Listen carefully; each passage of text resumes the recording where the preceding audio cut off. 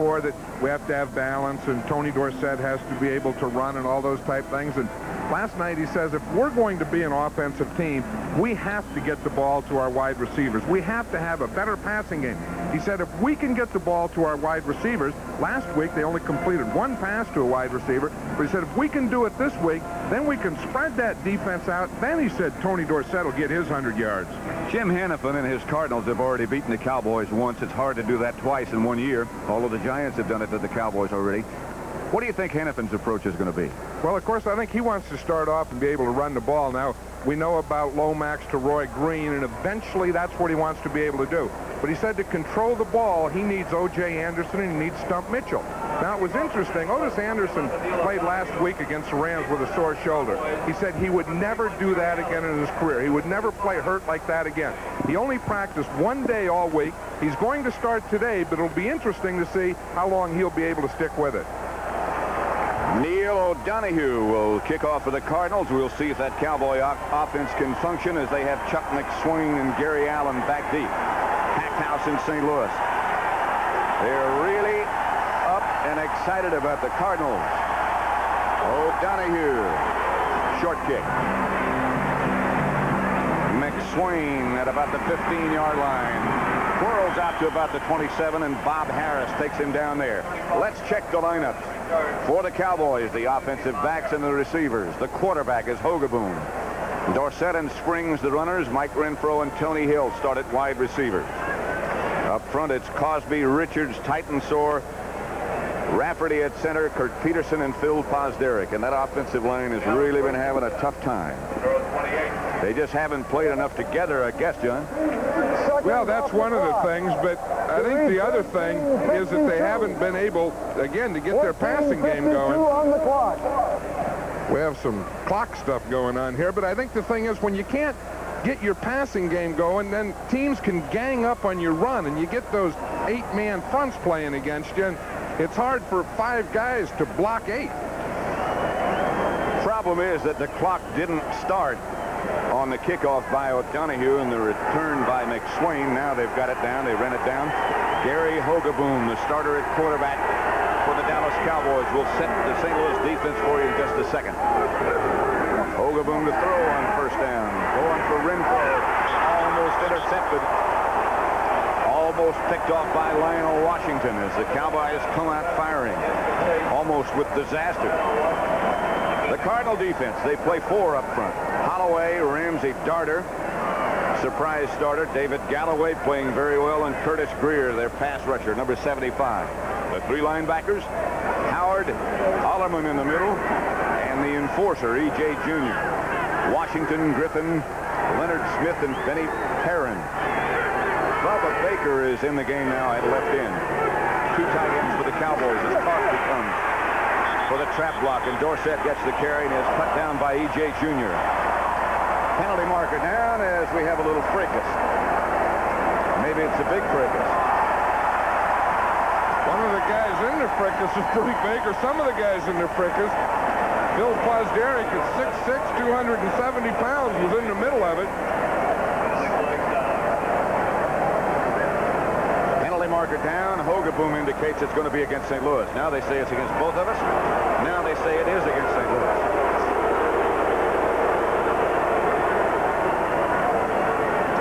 It's one of the things you get in these big rivalry type games. Unsportsmanlike conduct, number 59 on the defense, 15-yard penalty, first down. Thomas Howard. 59, that's Thomas Howard right here. He's on the bottom part of the screen. You see the play is over. He's being blocked. Oh, Pozderac gave him a shot. I don't know. They didn't get the guy that hit first. But then he grabbed the face mask. You see, he got a hold of the face mask. But Pozderac, number 75, had taken a shot at Howard first. Finally get him off. That was one of those deals, the guy that shot first didn't get caught, and the guy that retaliated did. That's exactly right. It's a first down for Dallas, and they're going to throw again on first down. Hogaboom. At Donnelly. Donnelly had the ball and couldn't hang on, and now Donnelly looks like he's down for a minute. Now he's back up okay. Here's Donnelly coming to the inside. He has the corner and the outside, and watch the safety just coming in. That was Benny Perrin. You know, he's not a big guy, but I'll tell you, he does clear out those sinuses on you. Yes, he does. Jeff Griffin also involved on the play. Donnelly had a shot at that one. You know, I had the feeling last night we were talking to Tom Landry, and he started talking about passing, getting the ball to the wide receivers, opening up, that he was going to start the game this way. Tony Hill is split wide to the left, and Renfro comes out wide to the right. 2nd and 10 from the Cardinals 46. Springs is on the move. Hogaboom trying to set up the screen pass. Gets it to Dorsett. Dorsett first down and more. Out of bounds at the Cardinals 34. Derek, a good block up front, 21-yard gain. I think what he's doing here is a smart thing. You know, he's saying that before they were trying to run the ball, then throw these screens. Start off, open them up, put them down the field, get them down there, get them thinking deep. Now you can dump these short little screens out there and get something done. Although number 51, Kurt Allerman, the linebacker, he read that. He was there. He just got blocked. But then, once you get that defense off, then you can pop Dorsett short. That was Derek who cut him down, Alleman, and allowed Dorsett to get loose. 1st and 10 from the Cardinal 33. Again, Hogaboom goes to work. Going deep, and there's the penalty marker down. It's going to be against the Cardinals, no doubt about it. Jeff Griffin is going to be called for pass interference intended for Donnelly. Howard Richards is the injured Cowboy, and they've had trouble in the offensive line. They can't afford much more of that. Well, you know, they'll have to play Herb Scott at that left tackle, but watch Doug Donnelly out here. He's going to run an out move, see, and then an up move off the out against Jeff Griffin. Now, as he started out, then as he started up, Griffin bumped him, and of course that's pass interference. Bumped him, grabbed him, and did everything else. Illegal contact, number 35 defense, 5-yard penalty, automatic first down. The reason that was a 5-yard penalty is that the ball wasn't in the air. Had the ball been in the air, then of course that would have been pass interference. But he was bumped after 5 yards before the ball was thrown. So it's a 5-yard penalty and a first down. Howard Richards, number 70 for Dallas, still down. Howard Richards was playing left tackle. Now that means that probably Herb Scott will come in and play that position. Herbert Scott has already come in. They still look at Richards as Tom Landry talks to his assistant Jim Schaffner with Danny White in the background. Danny White, by the way, is ready to play. He's not 100% by any means, but he's capable of playing. I don't know if it's a confident Danny White or not, but when I was walking in the stadium today in that entry hall, they had guys shining shoes, and he was having his shoes shined before the game. And to relax, I couldn't believe it. Some guy said, hey, and I looked at him, there's Danny White having his shoes shined. I would say that means he's confident. Well, maybe he thinks he's not going to play. He may as well look good. Howard Richards being helped off. By the way, remember at the beginning of the game there was a problem with the scoreboard clock. It's still not official. They haven't got it functioning entirely correctly yet. It looked like Howard Richards, that right knee, it looked like he had already had that taped or supported anyway, as you can see there, and that looks like the leg that he's having the problem with now. Well, Richards has played a lot of positions and done a lot of things for these Cowboys. They thought he was going to be the starter. He was beaten out by Phil Posderick. Then when Scott was injured, he started at left guard. He started at right guard when Peterson was hurt. And of course, he went back to left tackle when Cooper went down. So he's been all over that offensive line. So Herbert Scott has taken his place at left offensive tackle. Dorsett, the lone setback. First down, Dallas from the St. Louis 28. Hogaboom again. For Cosby. Incomplete. No interference this time. Doug Cosby's had a he's had a problem with a calf muscle. Seems to be okay at the moment. Those of you who watched the New Orleans Saints defeat Atlanta 17-13, that's the final score. Welcome to Busch Stadium in St. Louis. Pat Summerall and John Madden. We're in the opening seconds of this contest. No scores yet. Dallas nothing, St. Louis nothing. Dallas 2nd and 10 from the Cardinal 28. Dorsett the lone setback. Now Springs goes back there with him. Tony Dorsett Room to the outside for a moment. And then the Cardinals pursuit catches up. E.J. Jr. there quickly. I think it's interesting, Pat, so far in this drive, the Cowboys have had 4 first downs, and they've thrown every time on first down. That's really a reversal of what they've been doing the past few weeks. Well, I guess Tom Landry figured he had to do something after they couldn't do much, couldn't generate any offense to speak of, particularly in the second half last week against the Giants. I think that's the way to do it, and that's what the Giants did against them last week. They're taking their game plan against the Cardinals. 3rd and 7 as Hogaboom goes out of the spread. He has time. Intended for Tony Hill over his head. And we'll see Septi in. I think that one there was just good coverage. You can't blame the offensive line on that one. Hogaboom had time, as it looked like from up here. It just didn't look like anyone was open. That's part of it, and that was one of their big problems last week, too, against the Giants. They can talk about the line and the quarterback, but those receivers weren't getting open last week. Hogaboom will hold 42.5 yards out for Septien. I don't know about that one. Now I do. No good.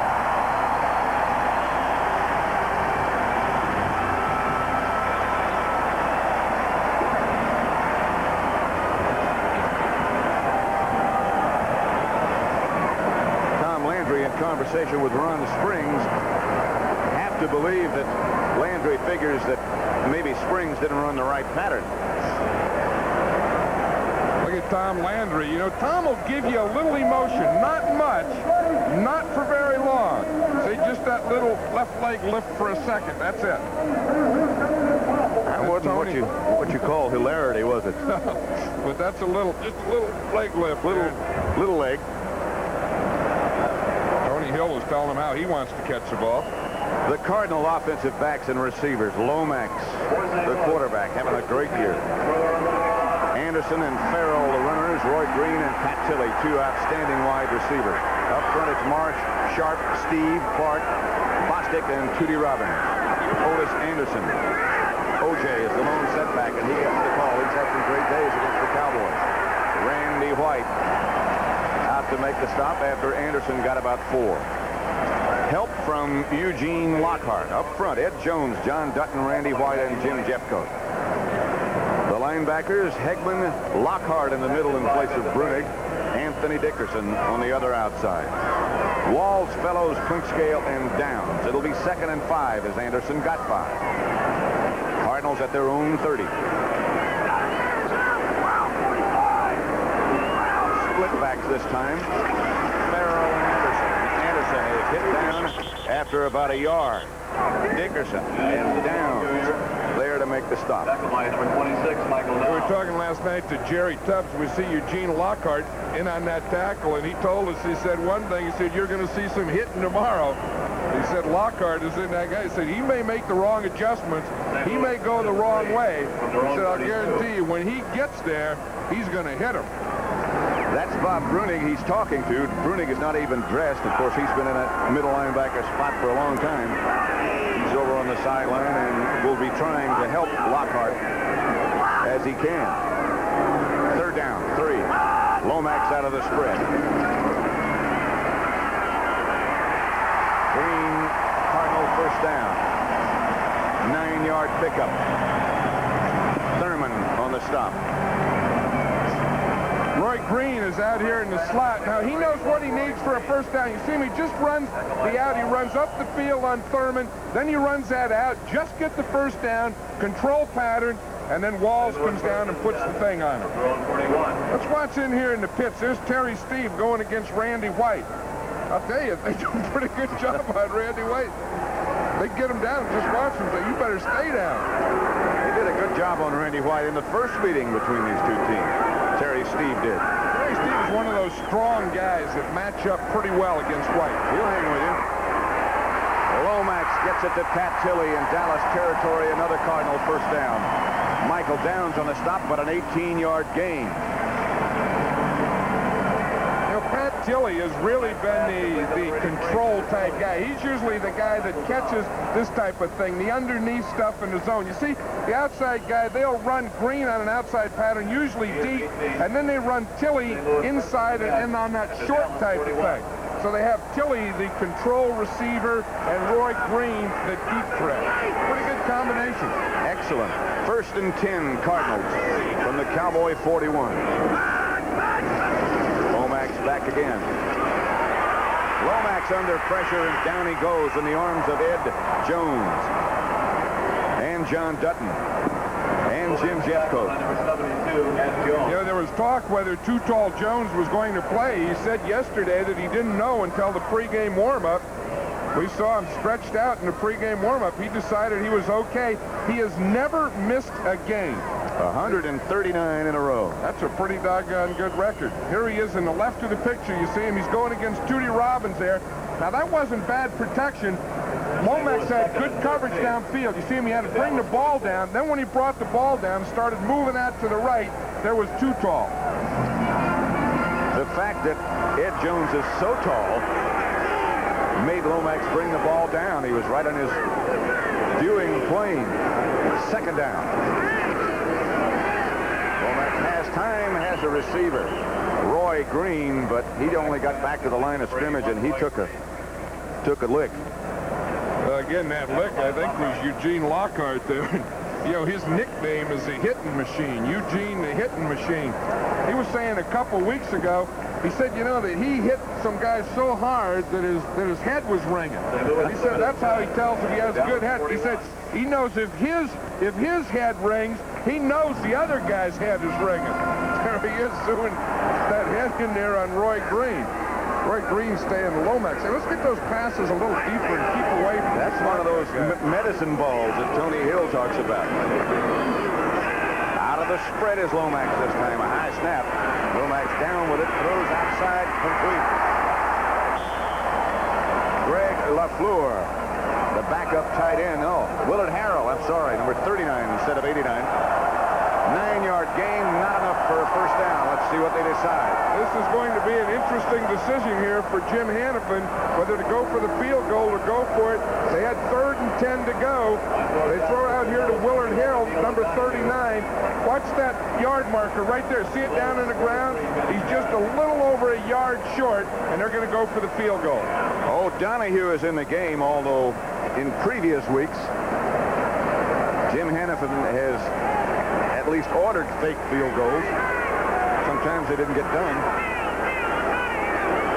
Oh, Donahue. Block! The Cowboys get the bounce. It's Michael Downs. No. It's Fellows. Ron Fellows. He dropped it. Cowboys scramble. Cardinals scramble. And the Cowboys come up with it. Michael Downs blocked it.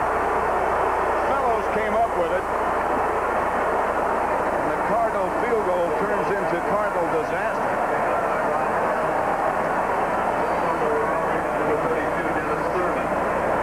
Now what we're going to see from the left side here, Downs is going to come in. Right there, you see 26. He blocks it right there.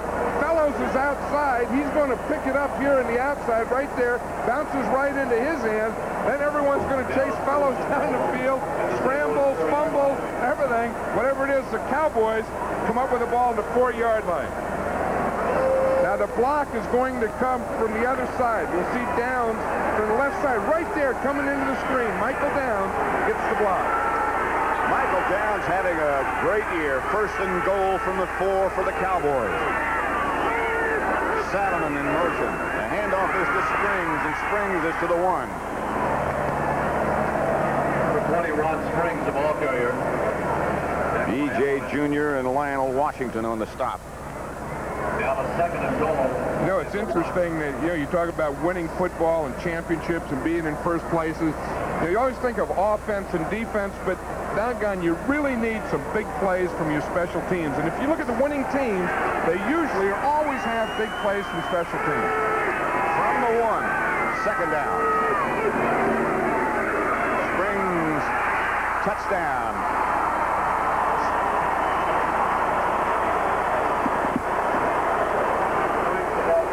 Ron Springs got in there, it didn't look like there was any hole in there on the right side. He looked like he went into a wall, and the next thing you see is the touchdown signal from the official. Watch him. He's on the right side, number 20. He just gets a dive here. Now, right here, it looks like he's just running into a wall. But, oh, I see he planted, and then he started spinning to his left, and then he ended up in the end zone. Second surge is what got him in there. That wasn't bad. That was kind of just a stagger deal. You hit and stagger him. Hogaboom for Septien holding 7-0 Dallas. Let's watch it again. Here comes the motion. Springs just a straight ahead dive play. Now watch him. He goes in there. Nothing. He whaps it in there. He's 2 yards short. Now he starts to flounder to the left, and he flounders right into the end zone. Touchdown. A floundering, staggering touchdown. 7-0 Dallas. If you've got what it takes. Stump Mitchell and Danny Pittman back deep for the Cardinals. Dangerous, both of them, particularly Stump. He's coming up to try to handle it, and does. And out of bounds. Let's watch that big play again. It was a block. Now, right out here on the end, there's two guys. The inside of these two guys that's kind of hidden in there is Michael Downs. He's going to come right in this hole and block this. Now, look, he's not the outside guy. He's right inside there. You can hardly see him. But as they start to come in, you'll see he's the inside coming between the wing and the end. There he is right there. You see him? He comes right inside that wing, right there, and blocks it. Then Fellows was the outside guy, and he's in position to pick up the block. First down Cardinals, their own 28. Lomax to throw on first down. Gets it outside. Otis Anderson with some room.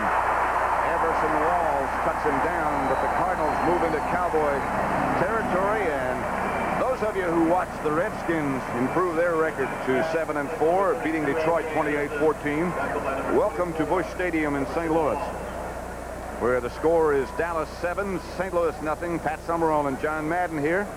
And let's go back and have a look at that last play. I'll show you the interesting thing. They got Lockhart. Now, here's Lockhart right here. He's the guy that has to take Otis Anderson, and this is a way to take advantage of him.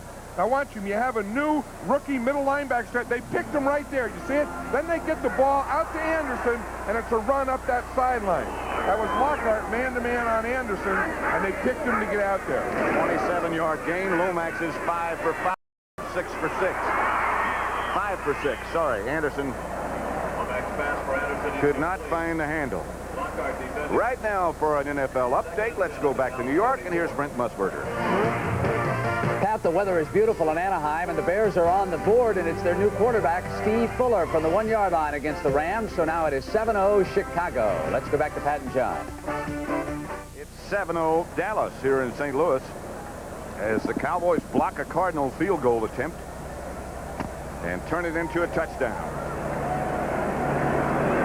Cardinals have a first down. A 2nd and 10, beg your pardon, at the Cowboy 44.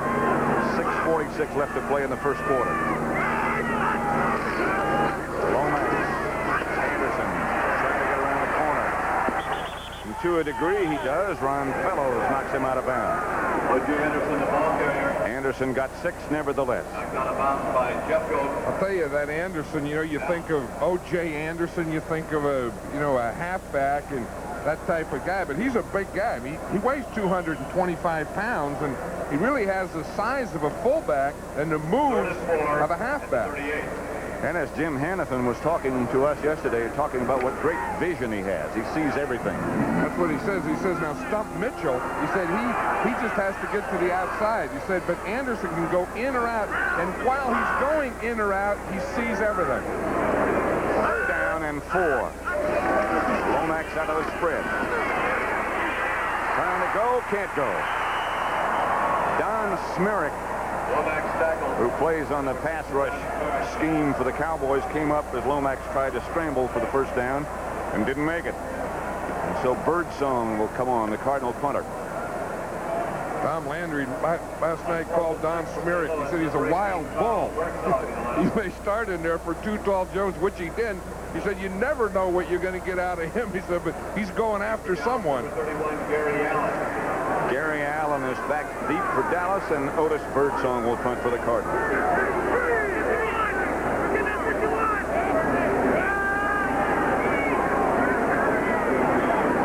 Try to get it out of bounds, and looks like he might. Now it bounces back inbounds, but it hit out of bounds at the 11, where the Cowboys take over, leading 7-0. We have 6 minutes and 14 seconds left to play in the first quarter. Dallas on top at the moment, 7-0 over the St. Louis Cardinals. First quarter, 6:14 left. The Giants over Tampa Bay, 3-0. Field goal by Ali Haji Sheik, and Denver 3, San Diego 0. That's in the first quarter. It was supposed to be bright and sunny and reasonably warm in St. Louis today, but the weatherman had a bad day. It's cold and cloudy. Who do you think has more bad days, officials or weathermen? Officials. Dorsett out to the left, and Dorsett is cut down after almost breaking out of the pack. 8-yard gain for Tony Dorsett. It's been a tough couple of weeks for that young man. You probably know by now his father passed away. He had a stroke a week ago Friday and passed away last week. Very courageous performance. Very courageous Tony Dorsett.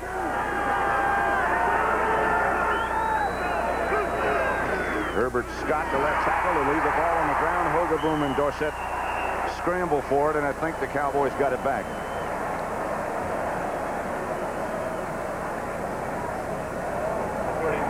Dorsett recovered the fumble. You know, one of the things you're talking about, the tragedy in Tony Dorsett's life, and he's had a lot of ups and downs in his 8 years, but he's proven to be a real pro. I mean, you know, what a running back in the National Football League is. And one of the things, we just saw that little fumble there. You know, with that tragedy, with those problems, he really hasn't practiced in the last 2 weeks. That's right. He gets a rest now as Hogaboom operates out of the spread. Cardinals blitz. Cardinals have the ball as Jeff Griffin comes up with the interception. Penalty marker is down, however. It's probably going to be holding, and the Cardinals are probably going to wind up with the football. Holding against the Cowboys. Jeff Griffin was out there in that right corner. He was on that interception. He was trying to stay in bounds.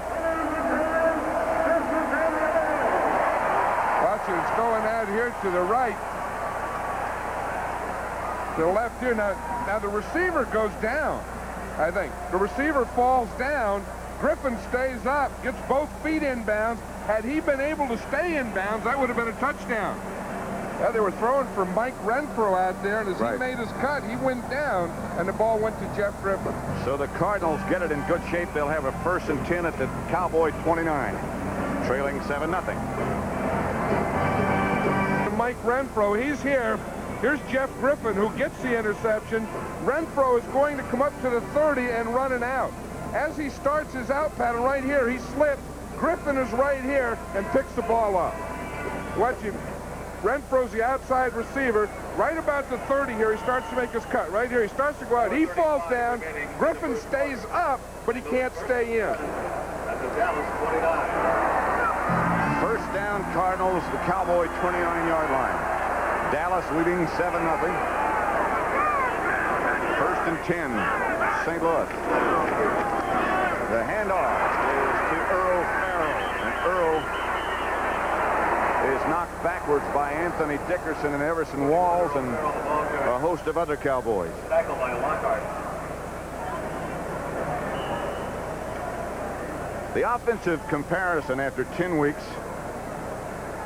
1983 last year and this year, and where the Cardinals stand. And that's why they stand tied, or did at the beginning of the day, with 3 other teams for the lead in the NFC East. Washington has already won, so their record is now 7-4. The Giants are playing now, and these 2 are the other 2 who are tied. Farrell in motion. This is Anderson. Anderson whirls down inside the Cowboy 20. Very near a first down before John Dutton can drag him down. O.J. Anderson, the ball carrier. Number 78, John Dutton. Well, the clock is down again. Started off with clock problems. Now the time will be kept by the officials on the field, and we'll keep you as closely apprised as we can. At the Dallas 20. Yard short of a first down. It looks like more like a foot.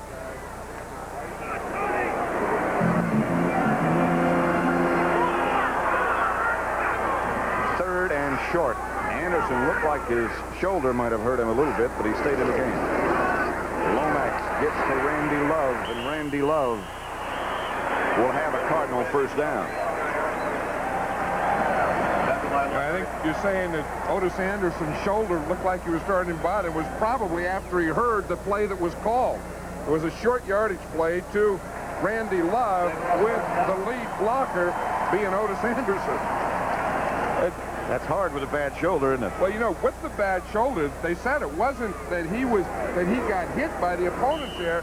It was just his doing the hitting. Jack Fetty is the official who's keeping track of the official time. The scoreboard clock again is not working. Earl Farrell set out to the left.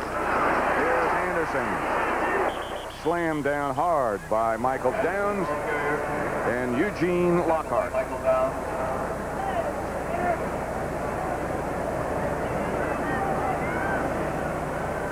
You will see what it looks from here. You see that when the ball is flipped out and you get a runner like O.J. Anderson, everyone starts down to get him. The first guy there is Downs. He's right up around his neck. Anderson saying, choke hold, and Lockhart has him low. The old high, low, and up around the neck deal. Michael Downs having a really, really great year. 2nd and 8. Lomax on the draw play to Anderson, and he rams down inside the Dallas 10. Ed Jones and John Dutton bring him down. Very close to another Cardinal first down as Jim Hannafin looks on. You know, the thing that's interesting about Otis Anderson is we watched him in the pregame warm-up. Not only did he not practice in the pregame warm-up, he didn't even come out. He only practiced one day all week, but I guess some of these guys, you know, John Riggins does that a lot. He doesn't practice and plays like heck on game day, and it looks like we're getting the same type of thing from Otis Anderson here today. He looked sort of spry in practice yesterday, though. Yeah, he did. He had a camouflage jacket on. So he was dressed different than the rest of them. Here he is again. Over the right side, and it looks like he has the Cardinal first down. Lockhart again on the bottom of the pile. There's a guy, you know, you talk about those differences in last year and this year in the Cardinal offense, and of course one of the important people in that is Neil Lomax, and he's just so much more confident. You know, you can just see that in being the field general, running the team, out in the practice field. You know, you can just see confidence in this guy. Don't you think, John, a lot has to do with his confidence and his development? Has to do with their new offensive coordinator? Right, Rod Dowhower. Rod Dowhower is one of the top quarterback coaches and offensive coordinators in this game, and when he came in, he worked not only this season in training camp, but he worked the whole off season with Neil Lomax, and now Neil Lomax is more of a complete quarterback. He understands the whole thing better now. And of course he's got those two great weapons, Pat Tilley and Roy Green as his wide receivers. Green is out wide to the left, and Tilley is up just at the top of your picture. The handoff is to Anderson. He spins around inside. There is a penalty flag down as Dexter Clinkscale makes the stop on Anderson. And that's in that area, I was just going to say, in that area of offensive holding, the greatest drive stopper in football, offensive holding. Gordon McCarter, by the way, is the referee. Holding, number 67, offense. Repeat, first down. At number 67 is big Lewis Sharp. Jim Hannafin says number 67. You see him right there. He's on Jim Jeffcoat. He got his right arm hooked under Jeffcoat's right arm. You know, sometimes sometimes that defensive guy sticks that arm in there. So, you know, so you don't know how it gets in there. You know, did Sharp hook Jeffcoat, or did Jeffcoat jam that thing in there? It's still 1st and goal, but now it's from the 18, and Lomax pitches back to Stump Mitchell. Mitchell is cut down shy of the 15. Mike Hegman made the stop. That holding penalty, I know you've said for many, many years, John, that that's the greatest drive stopper, the most depressing thing. It's not just the yardage. It's the steam it takes out of you. It just takes, and it changes the whole situation. You're down there in a running down, and now you get into passing down. You go from short yardage to long yardage, and of course you go 10 yards back, and that's the one that, you know, causes coaches like Jim Hannaford, their hair goes grayer. They get little things in their stomach that go, you know, boom, boom, booms, also. That's the end of the 1st quarter before the Cardinals can get another playoff. How gray can your hair get? I'm going to look at mine again. White. The end of the 1st quarter. 7-0. Pat Summerall, John Madden, Busch Stadium in St. Louis. Cardinals on the move. The Dallas defense, however, has only given up 1 touchdown in the last 11 quarters. It's 2nd and goal from the Dallas 16. Lomax under pressure gets it to Tilley, and Tilley comes up with the ball and comes up with a touchdown.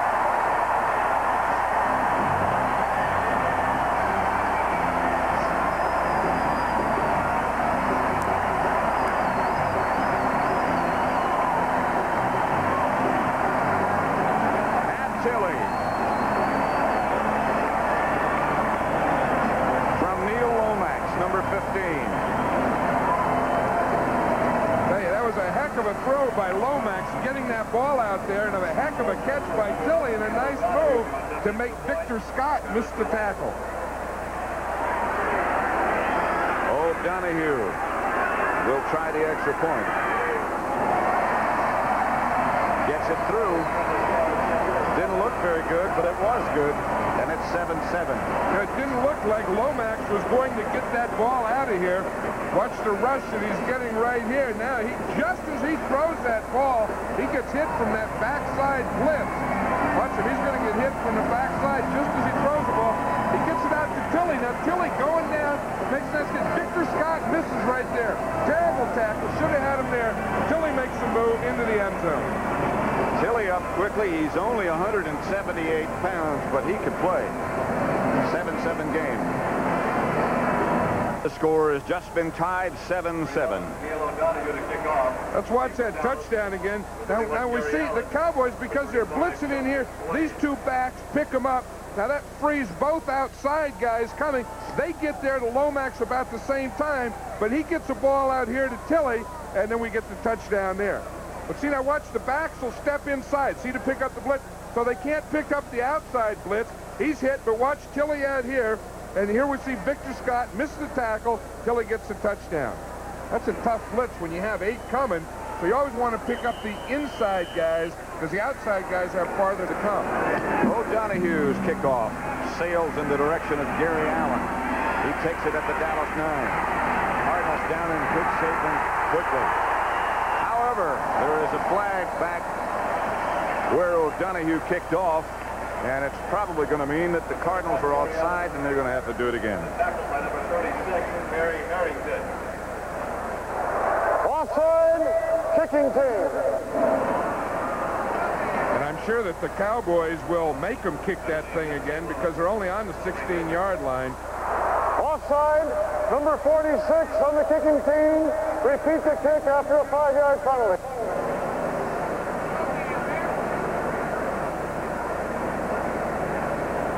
Donahue now will have to kick off from the 30-yard line. Number 46 was the man he said was offside. Victor Heflin from the 30, and they have McSwain and Allen back deep for the Cowboys again. They move up to about the 10-yard line. You know, one thing I think in this cold weather that we have today, I think it is difficult to kick off, because I noticed that O'Donohue's kicks haven't been going very deep. Septienne's kicks didn't go very deep, and you know, sometimes the ball gets a little cold, and it will freeze on you sometimes. Very much like what happens in golf. You just can't hit the ball as far in cold weather. Especially if you're old. That's a factor. Gary Allen. They get it to about the 26. So they pick up about 10 yards on the exchange before Heflin, the man who was offside the last time, comes down to make the stop. Hogeboom is 1 out of 6. Picked up 21 yards, had the big interception. Lomax is 6 out of 7 for 81 yards, the touchdown pass to Tilley. So if you go by those comparisons, there's the victor at the moment. That's Neil Lomax.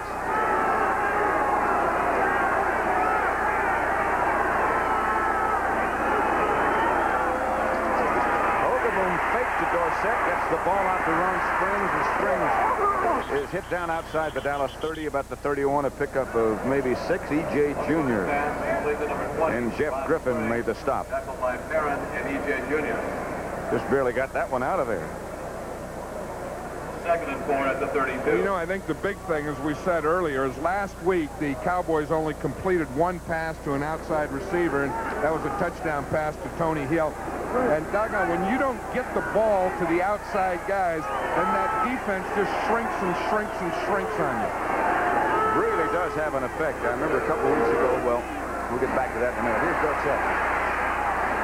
Dorsett is cut down, it looks like about a yard shy of a first down by David Galloway.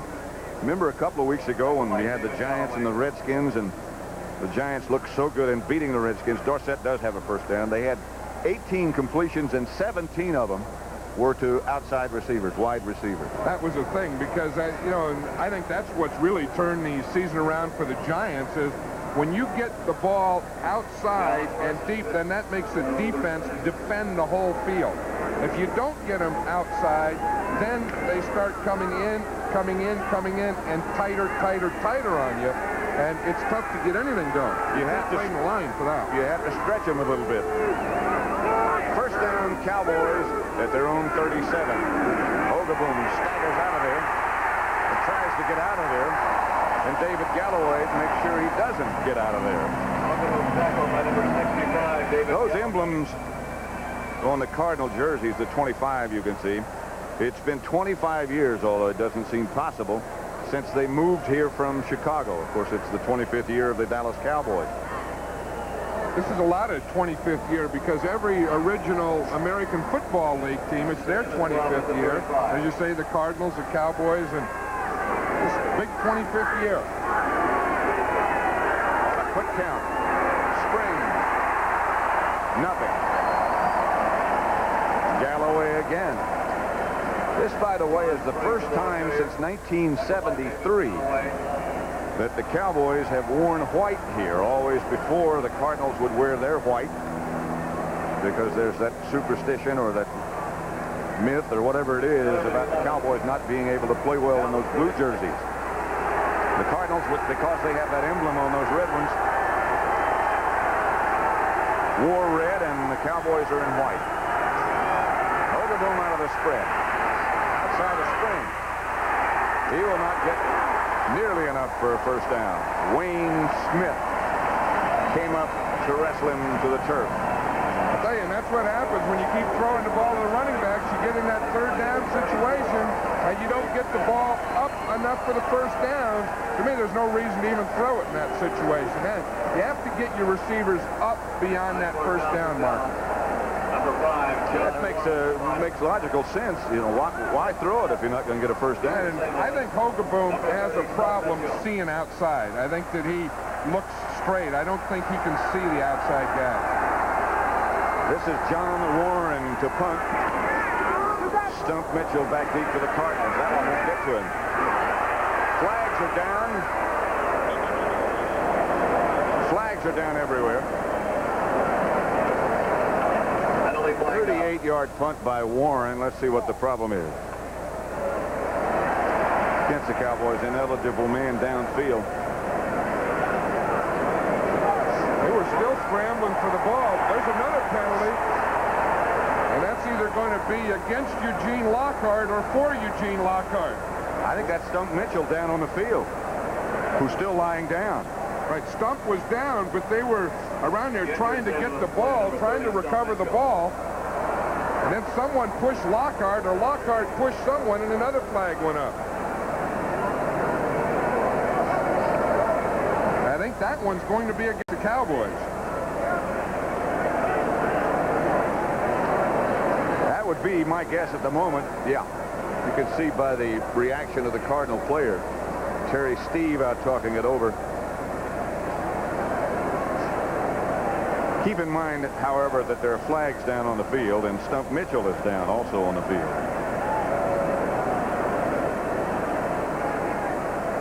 Ineligible downfield. Number 55 on the kicking team is declined. Unsportsmanlike conduct after the play. Number 54 on the kicking team is accepted. 15-yard first down. Well, that 54 is Randy White. I can't believe he was on the kicking team. He must have come in from the sideline ready for defense. I think they just made a mistake on the number. I think it was 56. Eugene Lockhart, who you pointed out. At their own 37. Dallas 7, St. Louis 7. A lot of things going on. Stump Mitchell being helped off the field now after he was injured on that attempt at a punt return. The game clock is now working, we think. 11:16 left to play in the first half. Cardinals have the ball first and 10, their own 37. A lot of things going on, Johnny. On that last penalty, unsportsmanlike conduct, they said it was Randy White. Randy White wasn't on the kicking team, but he did come in for defense, and it could have been Randy White. First down, Cardinals, their own 37, as Lomax goes back to throw on first down. If he has time. Under pressure, and Ed Jones bats it down. Lomax pass for O.J. Anderson incomplete. Knocked down by Jones. It was, in fact, number 54 who was involved in the last penalty. And that, of course, is Randy White. Of course, it was a punt play, and Randy White wasn't on the punt coverage team. He was just the first guy in there to play defense, and there was still a little leftover action from the punt return, and he just took a hunk of the action. He's one of those guys like you used to tell me about Ted Hendricks. He's fine. He's a good player, all that stuff, but don't get him upset. Then he becomes a great player. Second down. Lomax. Back to O.J. Anderson. He lost the ball.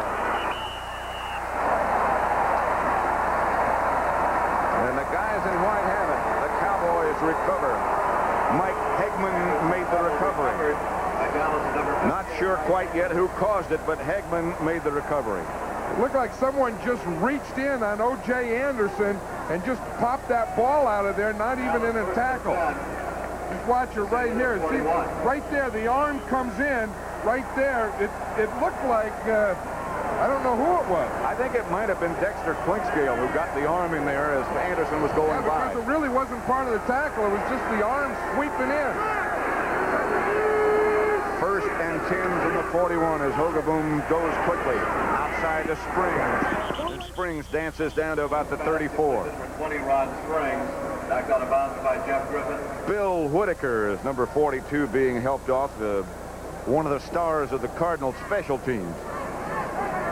Yeah, he was hurt on that same play that Mitchell was hurt, and the same play that Randy White got the penalty. The pass completion from Hogaboom to Springs got 6, so it's second and 4. Springs is out. Dorsett is the running back. Crosby is the motion man. Dorsett to the 30. David Galloway tripped him up, but that's a Dallas first down. Number 65, David Galloway. Turnovers, breaks. Boy, what an effect they have. From the end zone, let's look at that last play.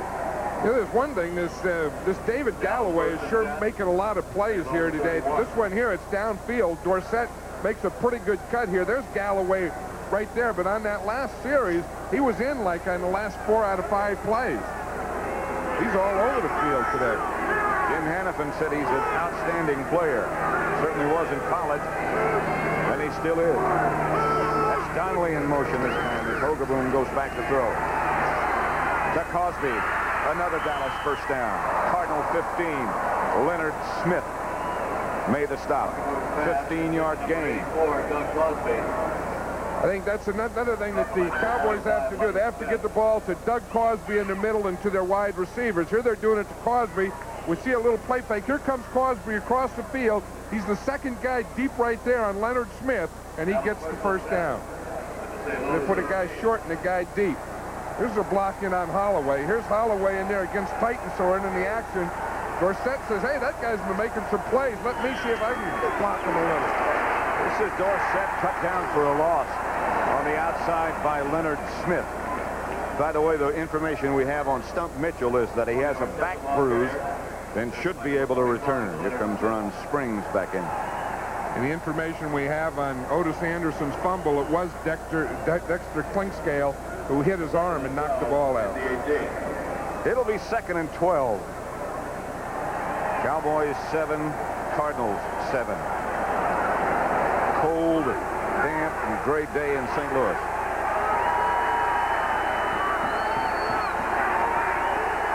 The wave starts to roll around Busch Stadium. Hogaboom goes back to throw.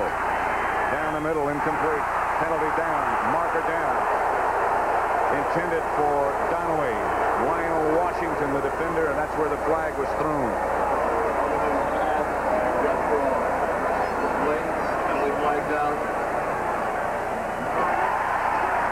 That's what Lionel Washington was saying. He started off there, the official. He said, hey, I didn't do anything. And the official said, no, it's against the offensive guy. That's Mike Renfro. He's the outside guy, 82. He starts inside there. I don't see any penalty any place. I think that was a good play on offense and defense.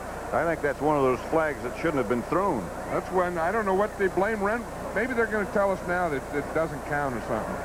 Pass interference, number 84, offense. Repeat, 2nd down. On Cosby.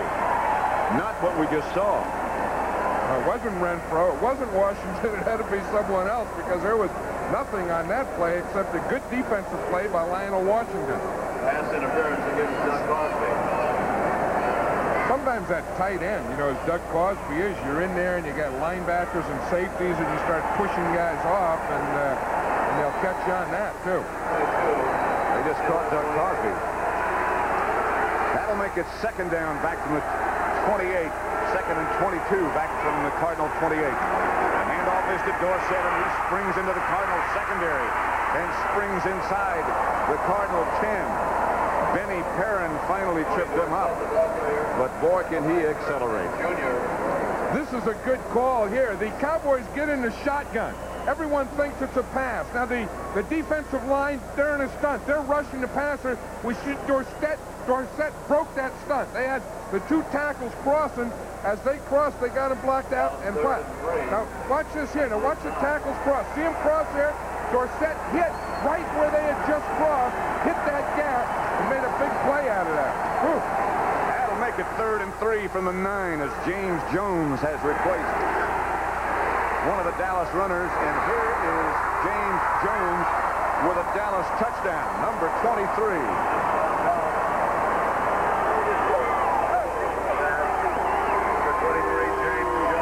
James Jones is going to keep that football. He's been out for 2 years. He was activated a couple weeks ago, and this is his first touchdown in a heck of a long time. That ball is going to go in a bag and be carried home. Hogaboom will stay in the hold for Raphael Septien's extra point attempt. Cowboys now leading 13-7. Septien trying to make it 14. Rafferty is the center. Snap, good hold, extra point good. 14-7, Dallas. Look at the touchdown again. Let's see, James Jones, he's going to come out here in the flat, right out towards the camera right here. No one picked him up. He just comes out, Hogaboom sees him, whap, in the end zone. No one there. I don't know if there was a pick or if everyone ran inside with Tony Hill, but no one stayed for James Jones. E.J. Jr. came on a blitz. Dallas picked it up, and that's why there was no one there.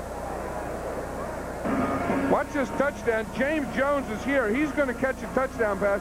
Tony Hill runs in here. He takes this defender and this defender. Now, this is a guy that has to be on James Jones. He gets picked right here. Jones comes in, and no one's there. Now watch him. Junior blitzes from the outside. Watch the deep guy. See, he can't get over there. Now watch Tony Hill comes in right here, picks him off right there, and here James Jones gets the ball. So he gets him there so he can't get out and cover him. By the time they get there, Cowboys are celebrating stuff. Raphael Septien set the kickoff after they recovered O.J. Anderson's fumble. It took them 6 plays to get into the end zone. Septien's kick is good this time, and it stumped Mitchell back about 2 yards deep in his own end zone. So indeed, he is okay. Stays on his feet. Bill Bates finally knocks him out of bounds, and here comes the yellow flag again. Every kick, or it seems every kick, there's a penalty marker. Holding against St. Louis. At least it's not an illegal block above the waist from behind or whatever that is. Well, that's for the same reason now. You know, we saw Stump Mitchell returning that. Stump Mitchell was injured last week. Injured his ankle against the Rams on Monday. Number 51 receiving team doing the return. 1st and 10. On Monday, he was on crutches. On Tuesday, he had a cane. He was out practicing on Wednesday and Thursday, and he's playing here today. St. Louis 1st and 10 from their own 13. Turnovers can really do you in. That always seems to be the secret. Look at what's happened at Denver this year. St. Louis turnovers. The blocked field goal, Dallas got a touchdown. The fumble, Dallas got a touchdown. They lead 14-7. Anderson, and they swarm. Hegman and White. While we have a second, let's update you on the scores. The Giants 3, Tampa Bay 3. John McKay, of course, has said that he will step down at the end of the year. San Diego 7, Denver 3. How about that one? 2nd and 8 at the 15. The Bears 10, the Rams 6. Bears playing without Jim McMahon. And that's going to test them. But I'll tell you, they still have Walter Payton. That's the good news. The bad news is the other team has Eric Dickerson.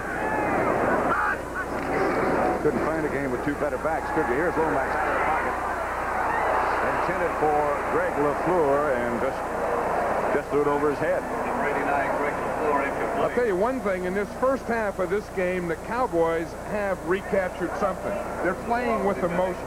They're going after the Cardinals today on both defense and offense and special teams. I mean, there's something really that came out of that game last week. I don't think against the Giants that they had a lot of emotion. Now, they're ahead 14-7, but I think it's more than that. I mean, I think they're coming today to go after these Cardinal guys. Cardinals beat them 31-20 in their first meeting. Cardinals, of course, have a much better, far superior record within the division. It is a must game for both teams, but particularly for Dallas. Lomax up in under trouble, in pressure. Tilley comes up. Great throw by Lomax with people all around him. Ed Jones all on top of Lomax, and he got it out of there. Do you wonder about this Pat Tilley? He only weighs 175 pounds. He's been in the league for 9 years, and for 9 years he's been doing stuff like this. You see Ron Fellows? Ron Fellows had a man-to-man. Tilley starts up. Fellows thinks he's going deep. Whap, he just cuts that thing off and gets the first down. See how Too Tall Jones is doing. He was questionable all week. I'll tell you, he's in there against Tootie Robbins. He's doing a pretty good job. There's no way Lomax could have thrown that ball to his right. It's a good match. Too Tall and Tootie.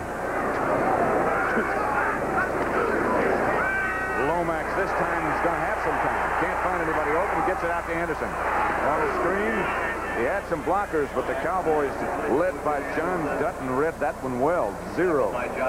Nothing. That was a funny-looking play. It looked like a screen, but on most screen passes, you would have the offensive line out in front of you. But it doesn't look like anyone got out there in front. You see, there's a fake to Anderson. Now, look, he's sneaking out here along the line. There's no offensive lineman with him there, and Lomax had to dump it off, and the only guy in front of him was his tight end, Doug Marsh. I don't think that's a play. I don't think, like you say, or I think I was incorrect by saying it was a screen. It wasn't. I mean, if it was a play, you would junk it and not do it anymore because you throw a pass and didn't make any yards. 2nd and 10, the Cardinals at their own 36. 16 left to play in the first half. Handoff is to Farrell. Ball is loose, and Dallas may have another one. The Cowboys come up with a football. Turnovers. Eugene Lockhart comes up with the recovery. Broken finger and all. Well, you know, we talked about the Cowboys not having confidence, but they're getting it back today, and they're getting it back not by great offense, but by making things happen, creating turnovers, and coming up with a ball. Now watch here. We see right there as he comes in, he gets hit low. That was Dickerson, who was the first guy in there. He was trying to twist, the ball comes out, and Lockhart comes up with it. Watch it. We'll see Dickerson come in.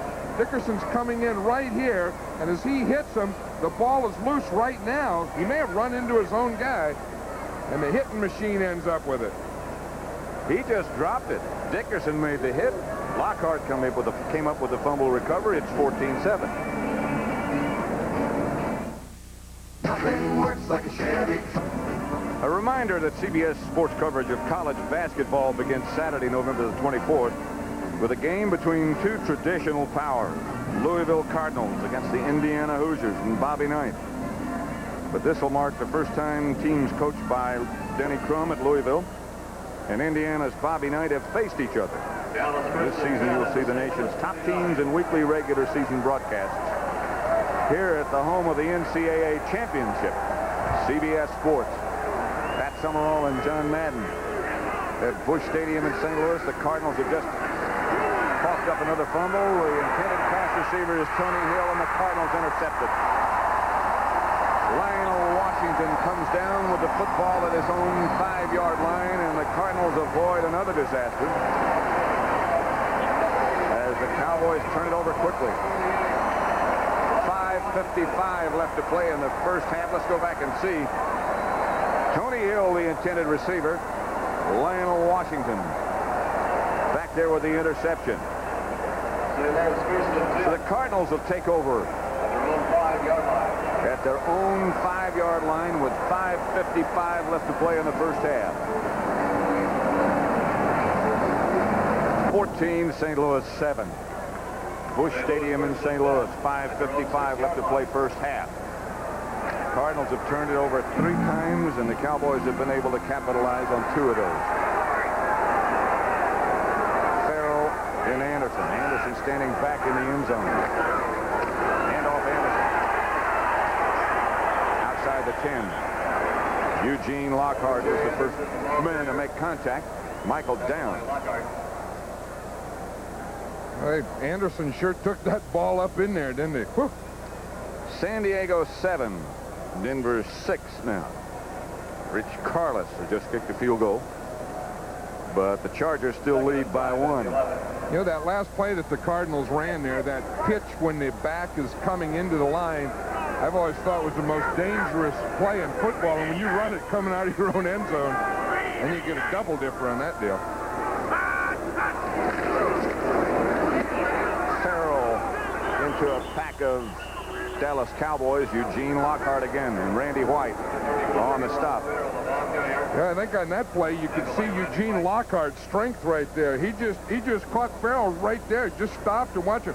He's a middle linebacker there, right in the middle of the screen, right in the other side of Lomax. And watch him. Here comes Farrell. He takes off the blocker, and as he hits Farrell, Farrell stops. He doesn't go anymore. He doesn't go forward anymore. Things start going sideways and backwards. Now there's a middle linebacker. Look, you got your shirt hanging out in the back. That's great. The left hand tape, the cast on the right hand. That's the way the old man. That's like a Dick Butkus type of guy. That's the way you ought to look. Here's Lomax going deep. Got Roy Green in the jet stream. Gets a Cardinal first down. Outside the 25, about the 26.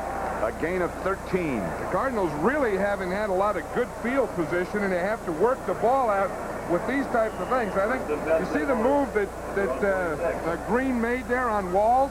It was that arm over. It was a defensive lineman type move. Walls had him tight coverage. He took his left arm, hit him, put his right arm over, and got to the outside on him. Lomax is 9 out of 12 for 115 yards and the 1 touchdown pass to Tilly. Cowboys leading 14-7 with 3:45 left to play first half. Green is split wide to the left and Tilly to the right. Lomax goes back to throw.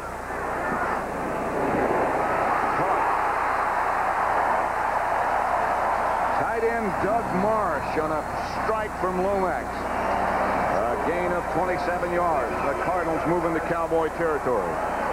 Doug Marsh was the inside guy. Roy Green was the outside guy. And I think when Green goes deep, look, there's Green, the outside guy. He's going deep. I think when he goes deep, that takes everyone to the outside is watching him. And then Marsh is the second man in. And he's able to get the ball over Dickerson and in front of down. Hey, they have pretty good pass protection in there. There's Tootie Robbins, you see on a stunt. He starts in, pushing. Under 3 minutes left to play in the first half.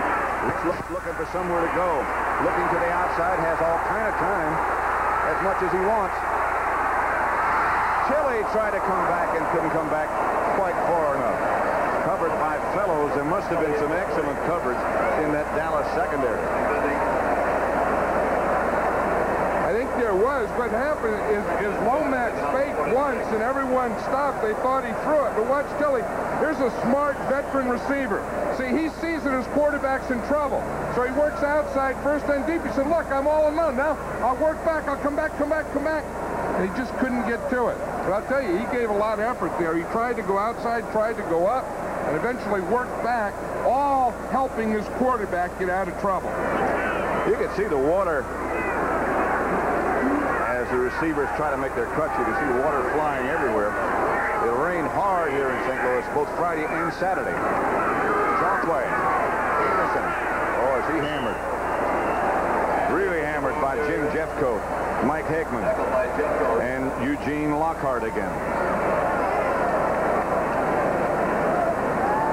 I think that's what you have to do to Otis Anderson. You know, he has that bad shoulder. You just get a bunch of guys on him. Yeah, you get there. There's White. Here comes Jeffcoat. There's Lockhart again. Notice one thing about Lockhart. When he hits them, they stop and they start going backwards. I noticed that. O.J. Anderson is starting to notice There's that. no more of that leaning forward when he gets there. 2-minute warning has just been issued by Gordon McCarter, and they'll let Jim Hannafin and Tom Landry know that. Both teams, by the way, have all 3 of their timeouts left. The Cowboys lead 14-7.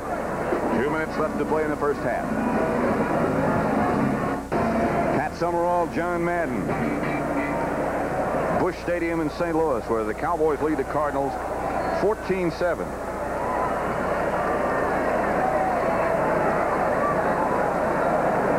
I think the one thing that, of course, is hurting the Cardinals here is the turnovers. But, you know, the same thing happened to them last week against the Rams. In the second half last week, they had 4 turnovers. That's the other thing that'll make that hair go gray on the coat. Won't it, though?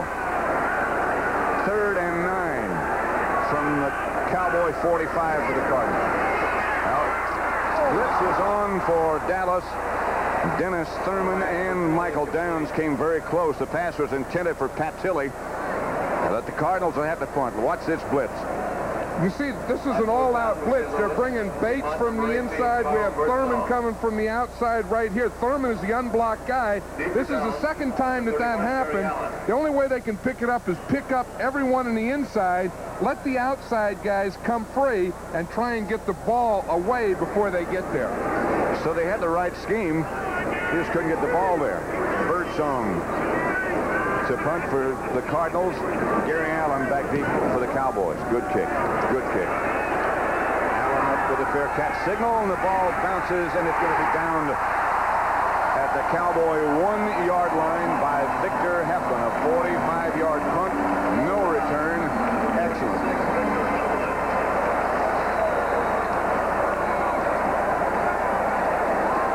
The Giants 3. The Buccaneers 3. They're at the half in Tampa Bay.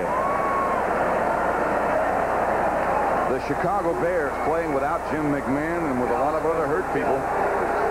13-6 over the Rams, but as John Madden pointed out, they still have Walter Payton. They still have Bob Thomas, who just hit a 52-yard field goal. Here it's 14-7. Cowboys over the Cardinals. Cardinals have been able to move it. That was a heck of a punt there by Carl Birdsong. He just dropped that thing right in there. That's the way punting coaches draw it up to punters. times that's pretty hard to execute no matter how you draw it. Well, you know that Carl Birdsong, the punter, he's a registered pharmacist in the off season, and maybe that has something to do with it. Right prescription on that punt. Coach, I think the right prescription is to dump those things in there in the 1-yard line for you. Cowboys deep in their own territory. A minute 47 left in the first half. Both teams with all their timeouts. Here's Dorsett. He got a little breathing room before E.J. Jr., number 54, took him down. You know, the interesting thing here, you always have goals and objectives, and when you're coming off your goal line, the first objective you have is to get the ball beyond the 5-yard line to give your punter his full 15 yards. Dallas 14-7. The Cardinals have just taken a timeout. Cowboys leading the Cardinals with a minute 42 left to play in the first half. Dallas has all 3 of their timeouts remaining in the first half. The Cardinals just took one, so they have 2. It's 2nd and 8. Herbert Scott, number 68, has played left tackle since the opening minutes when Howard Richards went down. Dallas goes with 2 tight ends. This is Ron Springs.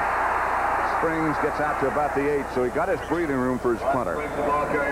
Benny Perrin made the stop on Springs, and now the Cardinals take their 2nd timeout, so they have 1 left. Of course, what the Cardinals are trying to do here, this is the replay that's on the screen here at the stadium. See, the people can come and see these replays.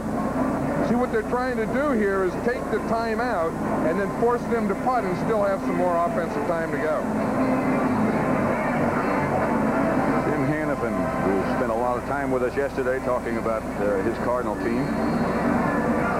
And he, too, was very, very candid. That's Floyd Peters, his defensive coordinator, off to the left there in the ski cap. Coming up at the half, of course, we'll have scores and highlights from around the league with Brent Musburger and Herb Cross. And there have been some surprising developments, although not earth-shaking today, as Miami struggled, but they did win. This guy looks like Mike Ditka there, standing on the sidelines with his arms crossed. It isn't. It used to be, though. Yeah, it could be. It used to be Ditka. Remember when he was an assistant there for Tom Landry? And of course, now he's doing a heck of a job with the Chicago Bears. That would be an upset if he were here, wouldn't it? Looked like him. Maybe that looked like he used to look. But anyway, this is a big play for the Cardinals here. If they can stop and take a timeout and get the ball back, or a big play for the Cowboys, they need a first down. 3rd and 4. They give to Dorsett, and he's going to have that first down that they needed. They took the heat off the punter. They got a first down. Dorsett has carried 9 times for 50 yards.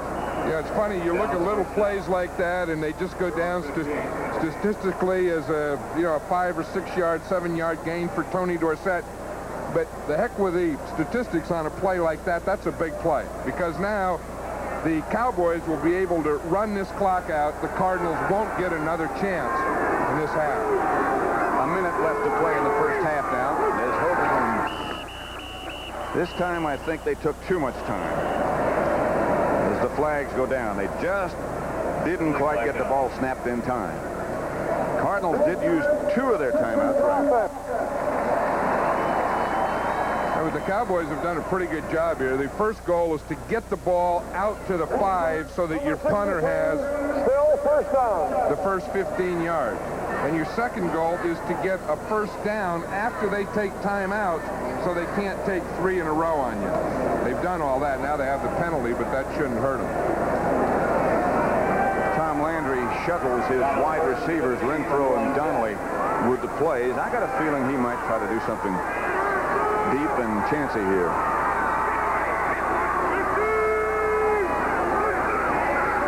Nope. I had the wrong feeling.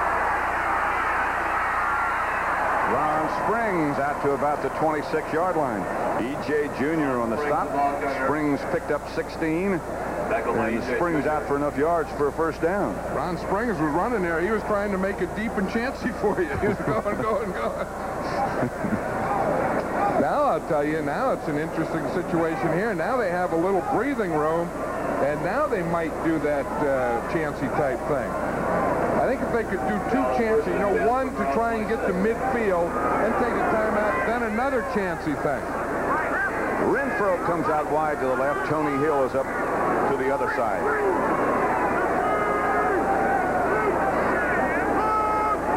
Springs in motion. Renfro through his arm. Leonard Smith on the coverage. Dallas still hasn't hit a wide receiver in their 6 completions. And that's what he's trying to do here. He's trying to get the ball up to midfield. He's trying to get it to a wide receiver. He's trying to get it to Mike Renfro. He just threw it a little behind him. Renfro was open, did find a hole in there. I think Hogeboom drilled that ball and drilled it a little behind him. He does have a rifle for an arm, though. He does. Renfro couldn't get back on that one. Donnelly this time is out to the left. Dorsett, look out. Dorsett out close to the 45 before Leonard Smith trips him up. And now let's see who takes the timeout. Dallas takes the timeout. The whole complexion changes when you get that breathing room, doesn't it? Of course, here's a draw play, and again, they had the Cardinal defensive line in a rush. They're coming on a rush. They're trying to get to the quarterback, Hogeboom. He brings the ball back, hands it to Dorsett on the draw, and there's a pretty big area in there. Dallas leading 14-7. That's the booth right next to ours. Jack Buck, long time with CBS Radio and CBS TV, and one of the outstanding players ever to play for the Cardinals, Dan Deerdorf. And there we are. Yeah, I was talking to Dan Deerdorf earlier, and I said, how do you like it? He said, great. It's the first time I've ever left the stadium and not had a headache or a neck. Pass from Hogeboom to Tony Hill. Out of bounds. And the Cowboys get it to a wide receiver for the first time today. Jeff Griffin on the coverage. The first time today and the second time in 2 weeks. They're trying to get it out here. Now they're trying to get in field goal position. We see Hogeboom's throw out here to Tony Hill. It's a good throw and a good catch. Now they need about one more completion. Let's watch Tony Hill. He wants to get the ball. He wants a completion. Then he wants to get the ball out of bounds and stop the clock. Dorsett was short. He was deep. Caught it. Stopped the clock.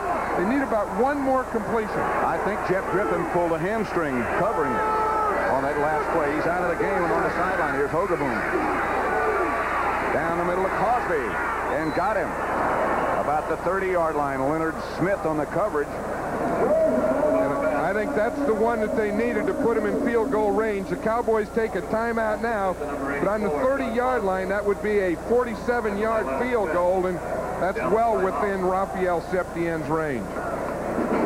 23 seconds left in the first half. Don't forget, next Saturday, 2 traditional rivalries will be renewed in a college football doubleheader here on CBS. First, Michigan, guided by legendary coach Bo Schembechler, will face a powerful Big Ten rival, Ohio State. They've got some players. The Buckeyes are led by their Heisman Trophy candidate Keith Byers. And cross-town rivals, USC and UCLA, will clash in Big Ten action. Pac-10 action, I should say. Big day of college football here on CBS, beginning at noon Eastern, right here on CBS. Yesterday, of course, USC put itself in the Rose Bowl by beating #1 ranked Washington. Right here, it's 14-7. Cowboys leading as Hogeboom looks and throws to Tony Hill. Lionel Washington on the stop. Lionel Washington stays down for a moment. 12-yard gain, another Dallas first down. Still 18 seconds left to play, and Dallas takes another timeout. Why would a kicker wear gloves, do you think? I don't know why. That's a new thing that we see the kickers doing, but you know, I think they kind of copy the other guys. They don't have any timeouts left here, and I think that they probably see the other guys doing it and think, geez, that's a pretty good deal, so I'll try it too. I want to look like the other guys. You know, it's an interesting decision here. As I was saying, the Cowboys are without any timeouts. Now, you know, the safe play would be with 18 seconds left and no timeouts to kick the field goal right here. Tom Landry isn't in a safe, tight personality, so he wants to go for one. But in going for it, you have to either throw the ball in the end zone or to the sidelines. You can't complete another pass inside. That's very, very risky. Well, you wouldn't have time to get the field goal team in there if you did. No, and then the thing you worry about is the sack or the holding penalty. They send Tony Hill out wide to the right. What the heck? You come out to play, may as well deal him out. They go out of the spread formation. 18 seconds left to play in the first half. Cardinals come on a blitz. Hogaboom goes to the end zone. They're hoping for an interference call. They don't get it. Septien came out on the field. Now they bring him back. Doug Donnelly was the intended receiver. Still 13 seconds left to play. Yeah, and here comes Septien now. He started out, as you said, then they brought him back, and then they decided, well, we took a shot with 18. That's it. We're going to take one shot. Now let's have Raphael Septien kick it. Think about where this thing started. This drive started back at the Cowboy 1-yard line. The Cardinals took 2 timeouts thinking they would get the ball back in good shape. And now it's turned into something else entirely. Right, and they were just trying to get the ball out to the 5-yard line. Now they're going for a field goal. 35 yards out is Septien. And he's got it. Boy, that's a very, very important drive right there if you're a Cowboy fan. To see how they dug it out of the hole and got some points out of it. And I think if I had a kicker, if I had a kick and I needed a kick and I needed the important kick, I think in today's football, that's the guy that I would want doing it, Raphael Septien. I think he's probably the best kicker in the game today. Certainly his record would bear out what you say, as Jim Hannafin encourages his special teams. 80 yards they went in 11 plays in 1 minute and 38 seconds. The standings in the NFC Eastern Division. Washington has won. They beat Detroit today 7-4. St. Louis at 6-4. Dallas at 6-4. And the Giants at that figure when the day began. The Eagles have lost. They lost by 1 to Miami. So this game is for a share at least of first place in the NFC East. How many guys on that team right there do you think Raphael Septien knows? He doesn't practice with the guys. He doesn't meet with them.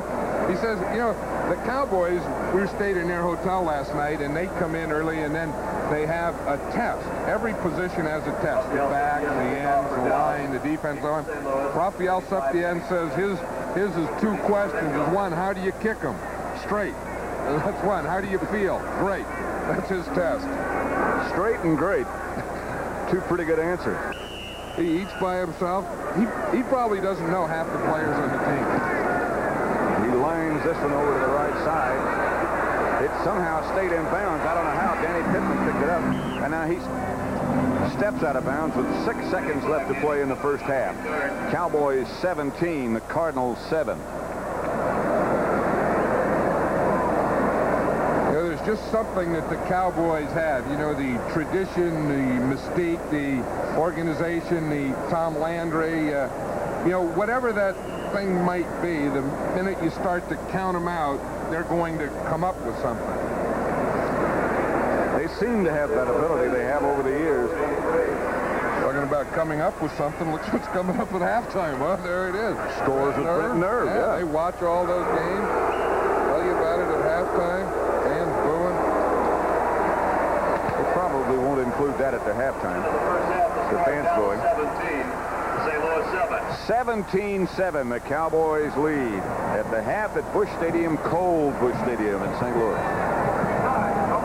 Goes down to the left and, you know, and gets that first touchdown. Here's the way the Cardinals tied it up. Lomax under pressure. I'll tell you, he did a heck of a job getting rid of this ball. He gets it out here to Pat Tilley.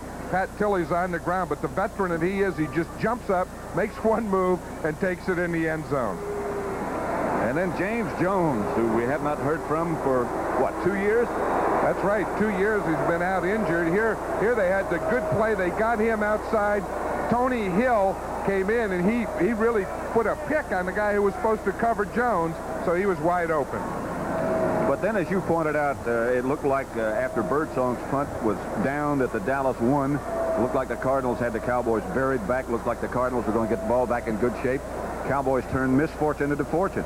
Well, they did, and I think that's the thing that's going to give their offense in general a lot of confidence. And maybe Gary Hogaboom specifically a lot of confidence. I think the Cardinals, they've only completed 3 passes to Roy Green, and they've only been for 25 yards. I think in this second half, they're going to not only going to have to get the ball to him more, but they're going to have to get it to him deep. Do you think, as we look at the second half, which is about to begin, do you think there's a danger that the Cowboys might say, hey, we lead by 10 points, we lead 17-7, let's see if we can sit on it? I don't think so, because I think the Cowboys realize that they aren't as good as they used to be, that everything that they're going to get that they have to work and struggle for, and you can't work and struggle and have a drive like they did at the end of the half and then go in and say, oh, we're good. I don't think they believe that. I think I really agree with you. 17-7 is the score. It should be an exciting second half, and we'll have that coming up for you. Cold St. Louis, but right now the Cowboys are hot. St. Louis looking.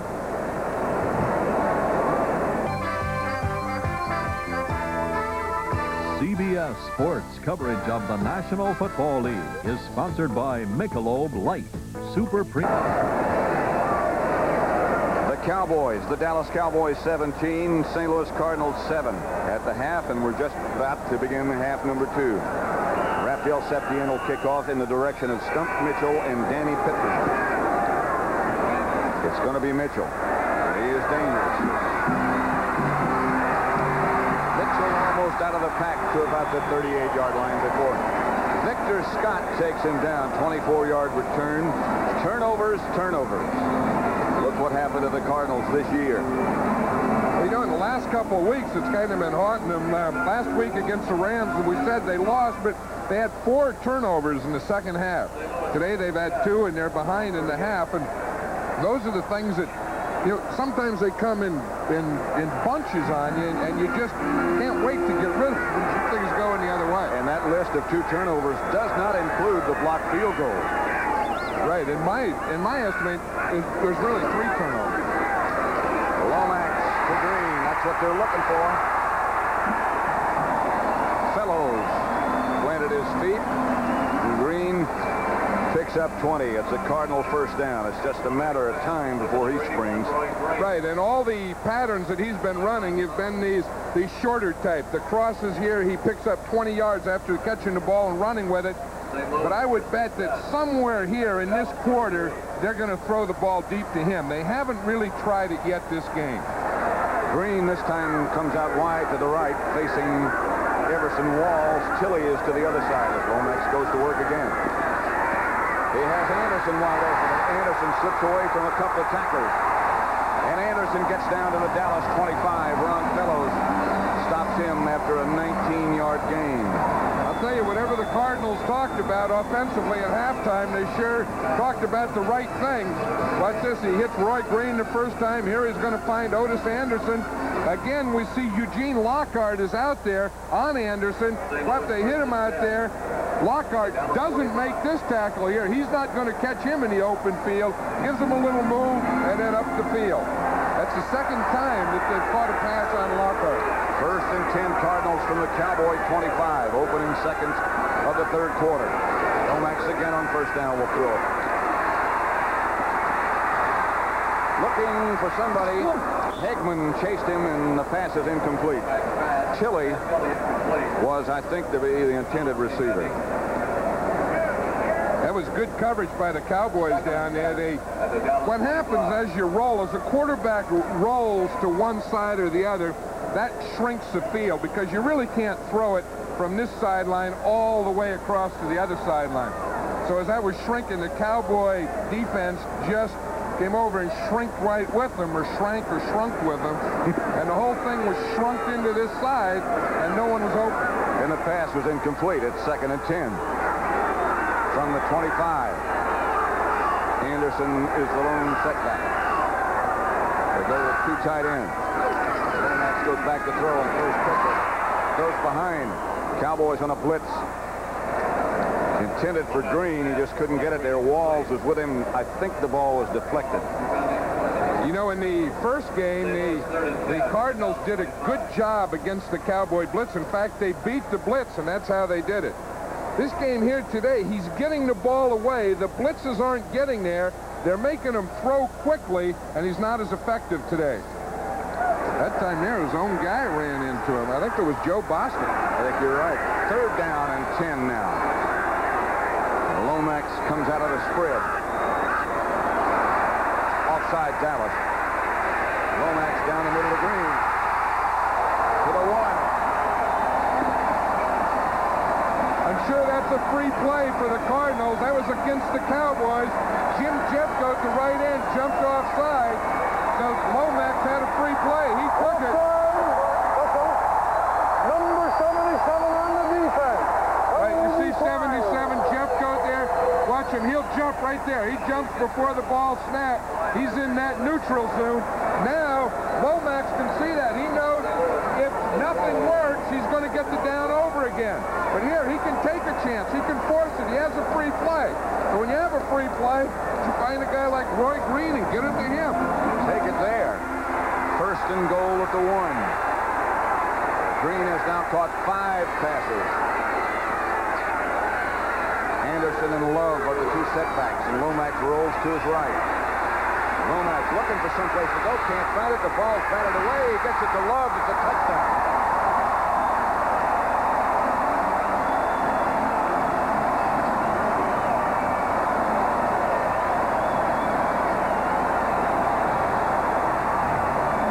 Randy Love comes up with a touchdown catch. Neil Lomax just did what I said you couldn't do. He started to roll to his right side, rolled all the way to the sideline. The defense was shrinking down on him. He stopped. I said you can't throw it all the way back. He throws it all the way back against the grain across the field to Randy Love for the touchdown. I don't know how he found him. I don't either, because he was at least 30 yards away from him width-wise. O'Donoghue. 17-14. Watch it here now. You see he fakes here. Now see him rolling out here to his right. Now the whole defense comes to this side. He fakes here. Look, it's stopped. Now he does throw it. He finds Randy Love way back here. The ball is tipped into Randy Love for a touchdown. Randy White got the hand up that deflected the ball, number 54.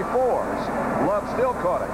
Who said you can't do it? Watch, he stopped and said, well, there's a guy there. Randy White gets a left hand, jumps up, and it still gets to Randy Love. Lomax was 4 out of 6 on that drive. 52 yards, the touchdown pass, deflected touchdown pass to Randy Love. Let's watch this touchdown again now. Lomax is going to fake to Randy Love in here, then Randy Love comes out here. Now as Lomax rolls, the whole defense shrinks over here. They all come over here, and then he stops here and throws back to Randy Love. Now watch what a roll does to the defense. Watch, here's a fake to Love. He's going to sneak through to his left. Now watch, as he comes here, you see all the Cowboys coming with him? Brings the whole crowd. He stops, gets the ball through Randy White to Randy Love. Allen, who fields it at the Dallas 7. Allen with some room. Allen out of bounds outside the 40. O'Donoghue nudged him out of bounds. A 34-yard kickoff return. Cowboys 17, Cardinals 14, 12:54 left third quarter. Dallas will operate from their own 41-yard line. I tell you, Gary Allen was taking congratulations over there, but I always had a rule, and might be doggone it, if you get by the other 10 of those guys, don't let that kicker tackle you or knock you out of bounds. O'Donoghue nudged him out of bounds.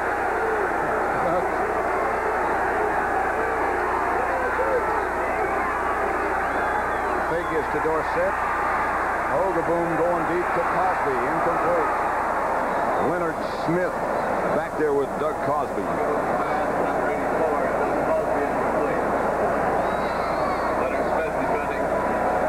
I'll tell you, I think that's one thing that Gary Hogeboom has in mind today, and as Coach Tom Landry has in mind, maybe more importantly, is to stretch that defense. Get it out there, throw deep, throw more to the wide receivers, and then eventually somewhere we'll break Tony Dorsett. Well, they say they have to do that. They feel they have to do that. And that's certainly correct. 2nd and 10. Dallas from their own 41. No flag. Dorsett. Left side for about 4. or send the ball. Now for an NFL Today report. Go back to Brent Musburger. 17-14 here. The NFC East figures to be a tight contest all the way down to the end of the year. Hogaboom goes out of the shotgun. Throws intended for Ron Springs, incomplete. Dallas will have to punt. Lionel Washington on the coverage. In comes John Warren.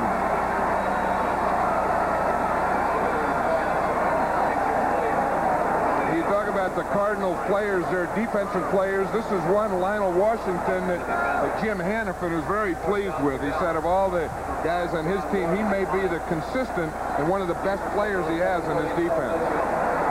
Warren has only punted once. That one 36 yards. Back deep for the Cardinals is Stump Mitchell. Warren end over end. Mitchell will have a shot at this one. Dropped it. Can't come up with the ball. Now here comes the struggle, and the Cowboys are saying we got it. Whaley on Stackamillo. Bill Bates at the bottom of that pile. Cowboys do have it.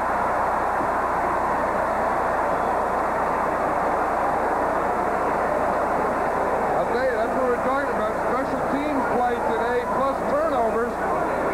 That's the whole thing. Watch this. Stump Mitchell is here. He catches the ball out in front. It just goes right through his hand. I'll tell you there, there's one Cardinal through his leg. Cowboys there, balls flopping around. The Cowboys come up with it. I think that was Vince Albrighton. Vince Albrighton, you're right. First down, Cowboys. Pitches back to Dorsett, looking for some room and finding none. Ramsey Darter, who was a surprise starter, came up with a tackle. Lois Grooms, who had been starting there, who was supposed to start there today, has had a bad knee. And yesterday, Jim Hannafin said he thought he'd be okay, but in the pregame, he wasn't, so he started Ramsey Darter, who just came out.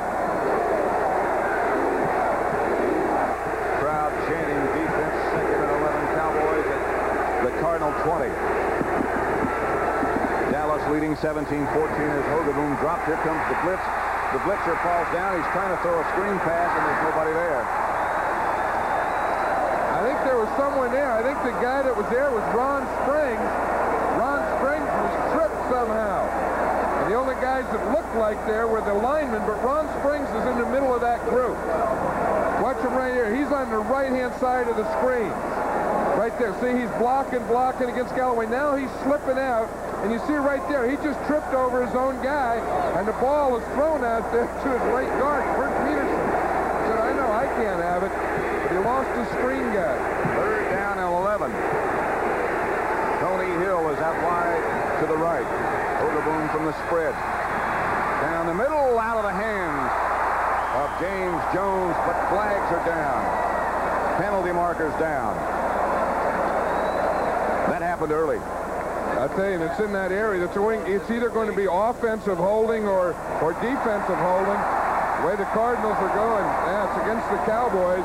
That means that one of the receivers out here probably pushed off.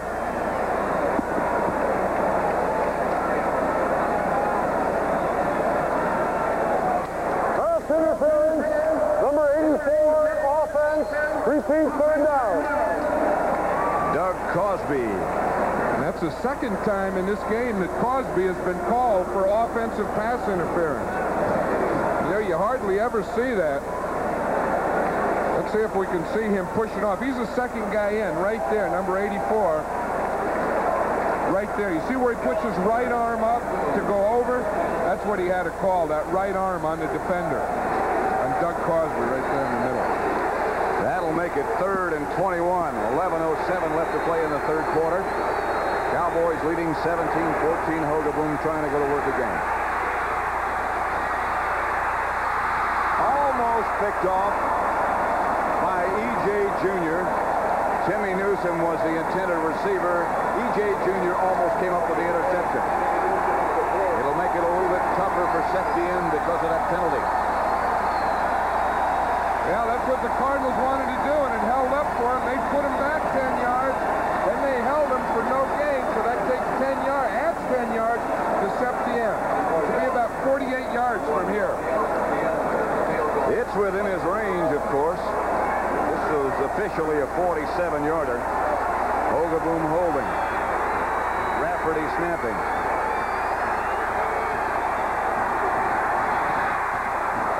Line drive kick is no good.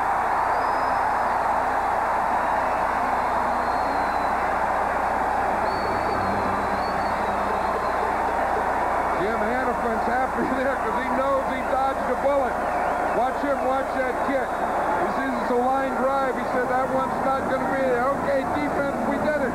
We fumbled, but we recovered from it. Our ball, let's go. And so the score remains. Dallas 17, St. Louis 14. Next Saturday on CBS Sports, a doubleheader. College football. First game, Michigan Wolverines against Ohio State. That was live at noon Eastern Time.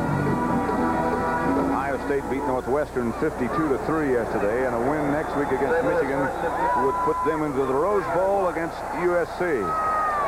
That's the second game. The Trojans against the UCLA Bruins. Next week, college football here on CBS. Today, here on CBS, it's the Cardinals and the Cowboys. And with 10:57 left to play third quarter, the Cowboys are up 17-14 as Lomax throws through the hands of Tilley. Again, heavy pressure from the Dallas rush. For an NFL update right now, let's take you back to Brent Musburger in New York. That was Eric Dickerson. You know, last week here against the Cardinals, he had 150 yards in the first half. Lomax down the middle of Morris. Down by downs, but a first down in Dallas territory. Lomax having just a great year. You know, we watch Marsh here. He's a tight end. We talk about Lomax and his maturity. It was Doug Marsh here who said it. He said the more he plays, now he's looking for us. He can see the outside receivers and the tight end. He said that's why we're catching more balls in the middle there. He said before, when Lomax first started, he'd just look at one guy and throw to him. And it was always Tilley or Green. He said now he can look at those guys and still look at us. Lomax always had a great arm, but now that maturity and that vision has really made him an outstanding quarterback, as O.J. Anderson is the only setback. And he gets the call, and Anderson gets around the right side. Hit out of bounds by Dexter Clinching. I think that's why O.J. Anderson has sore shoulders, because I'll tell you, he'll finish off a run. He knows here that he is going to be tackled. He knows here that he's not going to make any more yards. But watch him finish off the run right here at the end on Dexter Clinching. He just lowers that left shoulder, and they go shoulder to shoulder, helmet to helmet, paint to paint. That's how you get sore shoulders. That's right. 12 carries for 52 yards for O.J. Anderson. He remains the lone setback. You look at the film tomorrow and say, did I really do that? Second down, Lomax going. He had it to Roy Green. Now they say the pass was never under control. It's not a fumble. It's not a completion. It'll bring up a third down. Ekman defending.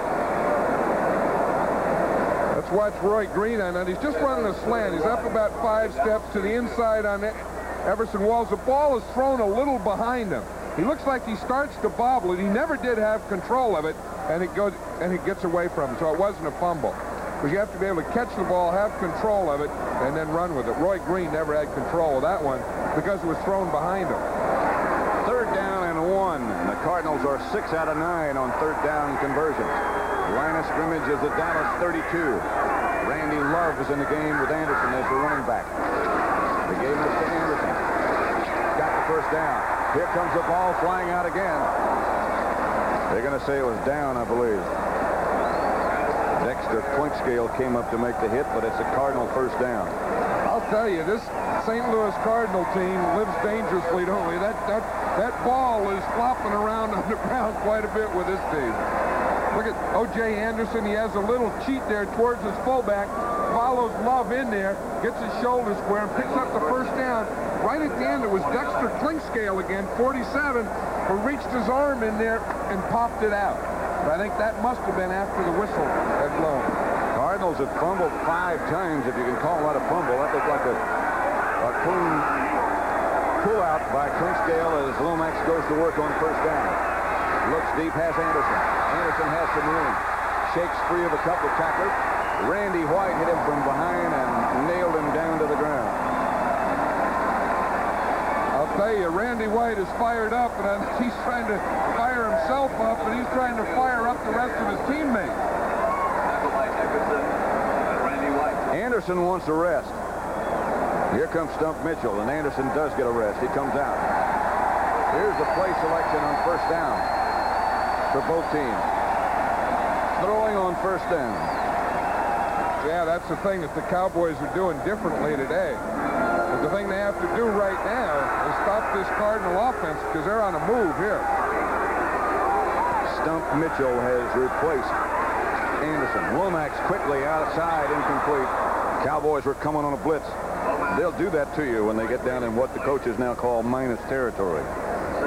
And then the thing is they know the way the Cardinals are trying to pick it up, as we mentioned before, they're keeping their backs in to help on the inside blitzers. They're just letting the two outside guys come. So Neil Lomax here has to get rid of the ball before those outside guys get to him. Eugene Lockhart controlling the Cowboy defense because Brunig is not in. 2nd and 10 from the 19. Lomax back quickly. Looking for Tilley. Incomplete. It bounced. Fellows back there with him. It bounced. And Lomax knows that there. You see him grab his head. He knows what he did is he took too much off that ball. He saw Tilley. He knew he had him. Tilley was open. It was a touchdown. And instead of boom, just popping that ball out there, he tried to aim it.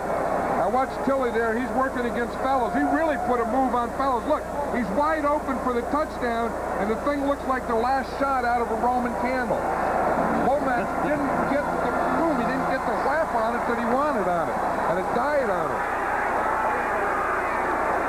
The last shot out of a Roman candle. Not enough left. That Stump Mitchell shakes away from one tackler. Will not get quite enough for a first down. Everson Walls tripped him up. That'll bring up a 4th down situation, and here comes Neil O'Donoghue. At the moment, he's not the most popular player in St. Louis because he's had some problems. But he did win a few games. And his problems have been over a couple of years, too. Remember that Monday night game? Oh, yeah, last year. 30-yard attempt for Neil O'Donoghue to tie it up at 17. Hannafin.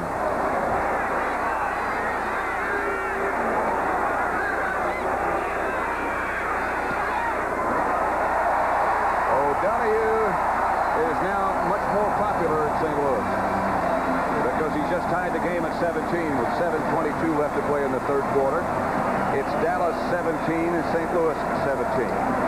Just the kind of game it figured to be. Cardinal head coach Jim Hannafin, another one of those who was at San Diego State. It seems like a whole collection of coaches came out of that school. Well, of course, Don Coryell was the head coach here, and he's the head coach of the Chargers. Hannafin is the head coach here. Joe Gibbs came out of there, head coach of the Redskins. Rock Dowhower is the offensive coordinator for Hannafin, came out of San Diego State. Mick Swain for the Cowboys up to about the 26, and of course, there was a time when John Madden was at San Diego State along with those guys. Right now for an NFL update, let's go back to Brent Musburger in New York. What about John Robinson with those Rams? I'll tell you, that's when you lose your starting quarterback, then you find out what kind of offensive coach you are. Hogeboom in the direction of Dorsett under pressure, couldn't get it there. Tie score in St. Louis, 17-17. I'll tell you, Hogeboom really felt the rush on that play. He really didn't have much of a chance here. Watch it coming. He's looking down the field. His pocket is starting to collapse on him, and he gets underneath and up on top all at once. You know, sometimes you wonder, these quarterbacks don't think, geez, why did I complain when I was a backup? Man, it was so much easier. Not as much fun, though. They can say, this is having fun. Boy, I'm having fun today. 2nd down at 10. The Cardinal fans coming to life. Hogeboom getting on the draw play to Dorsett. Nothing there. David Galloway one more time. I'll tell you, I'm really impressed David Galloway. He has controlled, especially on the running type plays, he has controlled that line of scrimmage. He's right there on this play in the draw with Dorsett. Watch him there. He's right there over the center. Watch him. He plays off a Titan sword, just throws him to the ground and comes right down the line on Dorsett. He played himself a pretty good game today. Outstanding. He has gloves on. 3rd and 11. Hogeboom out of the spread. Cardinals come on a blitz. Hogeboom has some time, throws to Cosby, who comes up with one heck of a catch. Doug Cosby, a diving, sliding catch. Leonard Smith, the defender, and that's enough for a Dallas first down. See that he still has half of the line on his elbows, Cosby does. I'll tell you, here's the stunt. You know, we talk about stunts. There's 2 defensive linemen crossing, but look what happens when they're crossing. Tom Rafferty, the center for the Cowboys, number 64, said, look, Galloway, I've had enough of you. Boom! They just put him right down. He isn't going to get to Hogeboom this time. 1st and 10, Dallas. At their own 41-yard line. Score tied at 17. 5:40 left to play in the 3rd quarter. Here's Dorsett, nothing.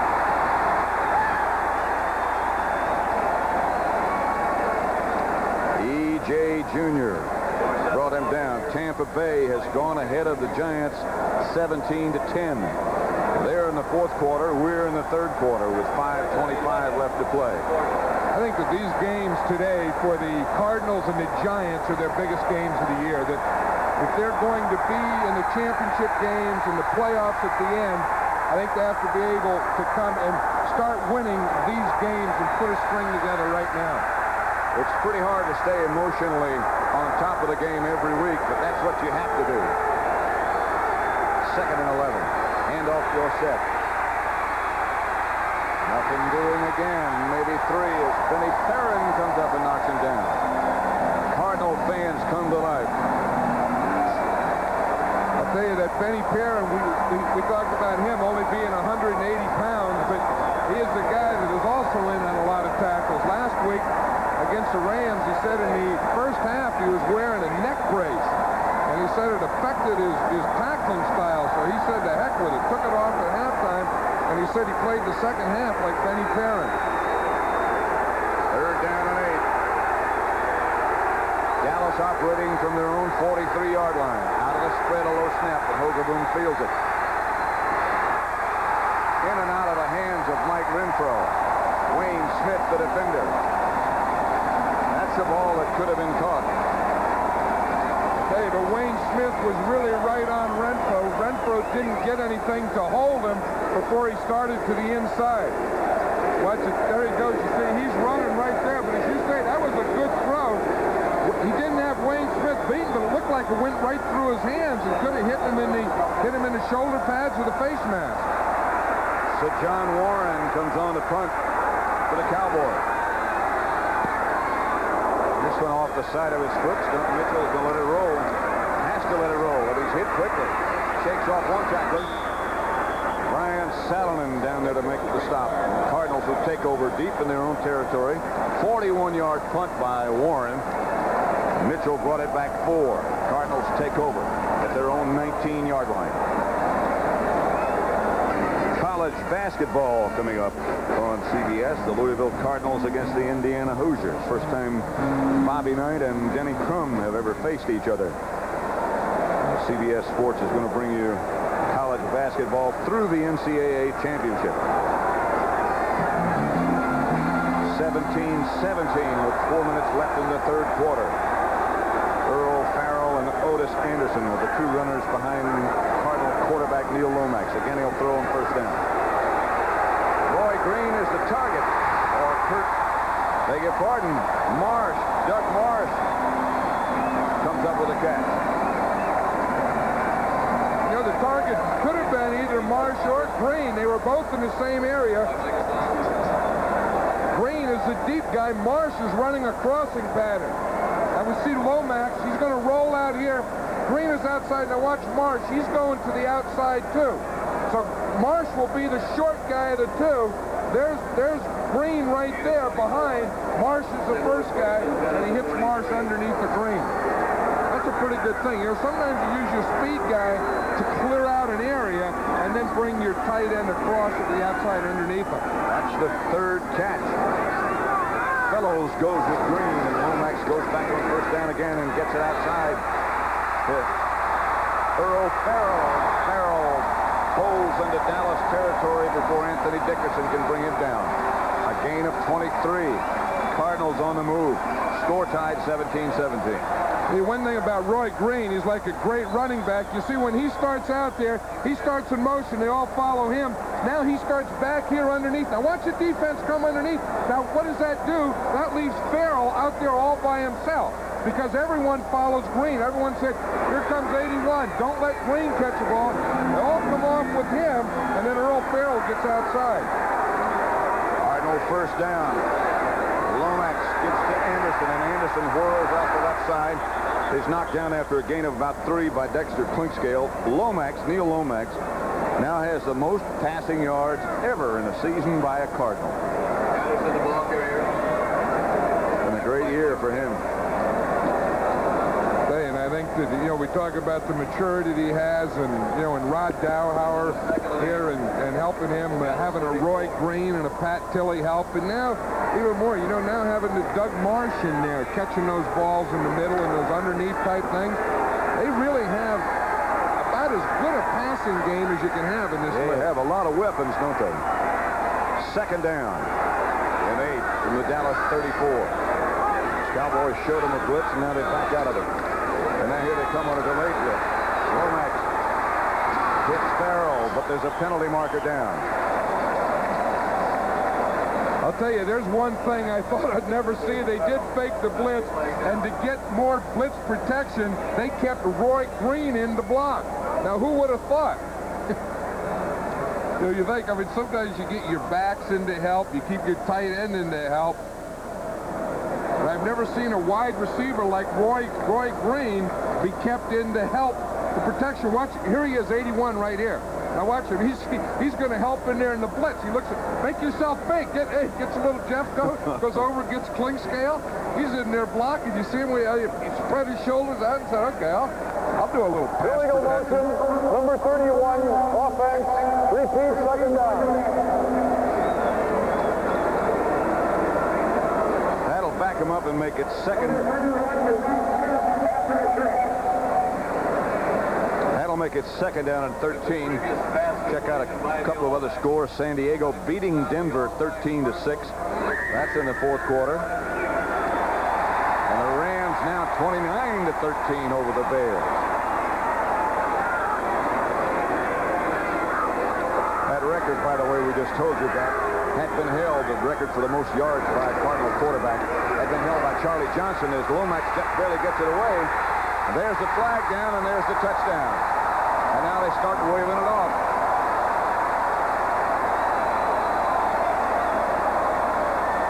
Lomax is saying, yes, we got it. But we're going to have to wait for the votes on this one. Now, I'll tell you, when that official starts running back, that's going to be against the Cardinals. Usually when he stays down there, it's against the defense. When the guy calls it comes running back, it's usually against the offense. I think it's going to be against Roy Green for pushing Everson Wall. I'll tell you, you knew Roy Green is the guy arguing with the... Number 81 on the offense. Repeat, second down. Well, we're going to see it right now. Here's Roy Green, number 81, the second guy in. He's going to run a post pattern straight up the field. Then he's going to go to the inside there. Now, that's not on him. He was beyond Wall if he did hit him. I don't see that as being an offensive thing. I just see that as getting his shoulder beyond him and running right by him. That's about the third time today that it's been called on the offense, and I don't think that was one. Still second down. Bates covering Willard Harrell, who comes up with the reception. Gets back to just about the original line of scrimmage with an 11-yard pickup. 1:05 left to play third quarter. Score still tied at 17. Let's watch that one again. You know, the thing that Jim Hannafin says that Roy Green can do so well is separate. If you get close, he can separate. We see him separating right now. Of course, the flag was already out there, and that was after there would have been a penalty, but on that first shot, it sure didn't look like any penalty to me. Third down and 12. Lomax back in the spread formation. Going deep again. A diving attempt by Tilley, who doesn't come up with it. Fellows on the coverage. Tilley was open. That would have been a spectacular catch. Would not have been enough for a first down. I was going to say it wouldn't have been enough for a first down, but they would have been in field goal position. Now because he didn't get it out there, or Tilley didn't hold on to it, now the Cardinals are going to have to punt. So Birdsong comes on. Pharmacist. 31, Gary Allen. Well, the first time he punted, or the last time he punted, he had the right prescription. Right on the 1-yard line, didn't they? Killed it at the 1.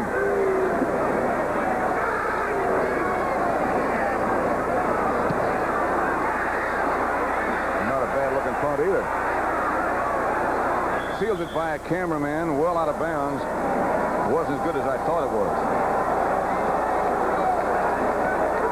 Wasn't as good as Birdsong thought it was. Send that one back to the doctor for another prescription. 21 yards is all he nets out of that one. It's still 17-17. Stadium in St. Louis, Pat Summerall and John Madden. Here's that call against Roy Green again. Well, you know, still, we had to blow the picture up here, but still, I don't think Roy Green does anything wrong. There's a little bump there. I don't think that's anything. Roy Green is just trying to get above and beyond Everson Walls, which he does, getting his shoulder beyond.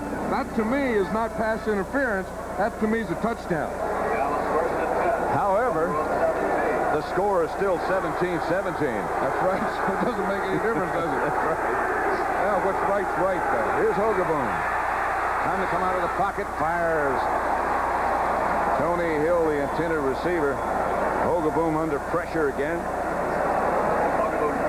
I don't know if it's fair to say that the Cowboy wide receivers are dropping a lot of balls, or if the ball is just thrown so hard that people can't control it. Well, I think it's happened on both sides. The Cardinal guys are and the Cowboy guys are. I think it's pretty cold out there. And the balls, you know, when a football gets cold, it gets slick. And I think we're seeing a little of that, both from the quarterbacks throwing it and the receivers catching it.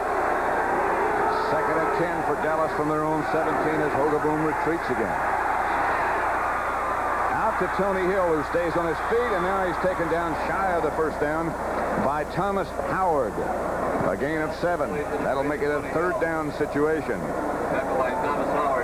Hey, this is one of those option-type patterns. We see Hill on the outside. He's going to come underneath. He starts in. He sees a defender inside. He just stops right there and starts going back to the outside. Hogaboom is reading Hill all the way. He waits until he's open and gives it to him. So that's the end of the third quarter with the score Dallas 17, St. Louis 17. And we now pause for a word from your local station.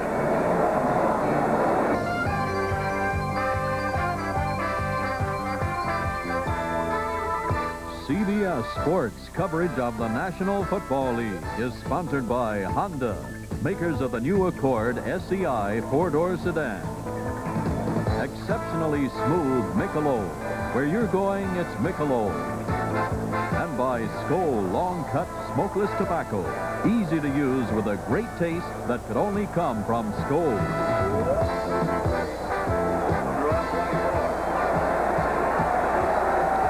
17-17, another quarter to go. The Redskins have already won. Their record is 7-4. One of these two teams will be 7-4.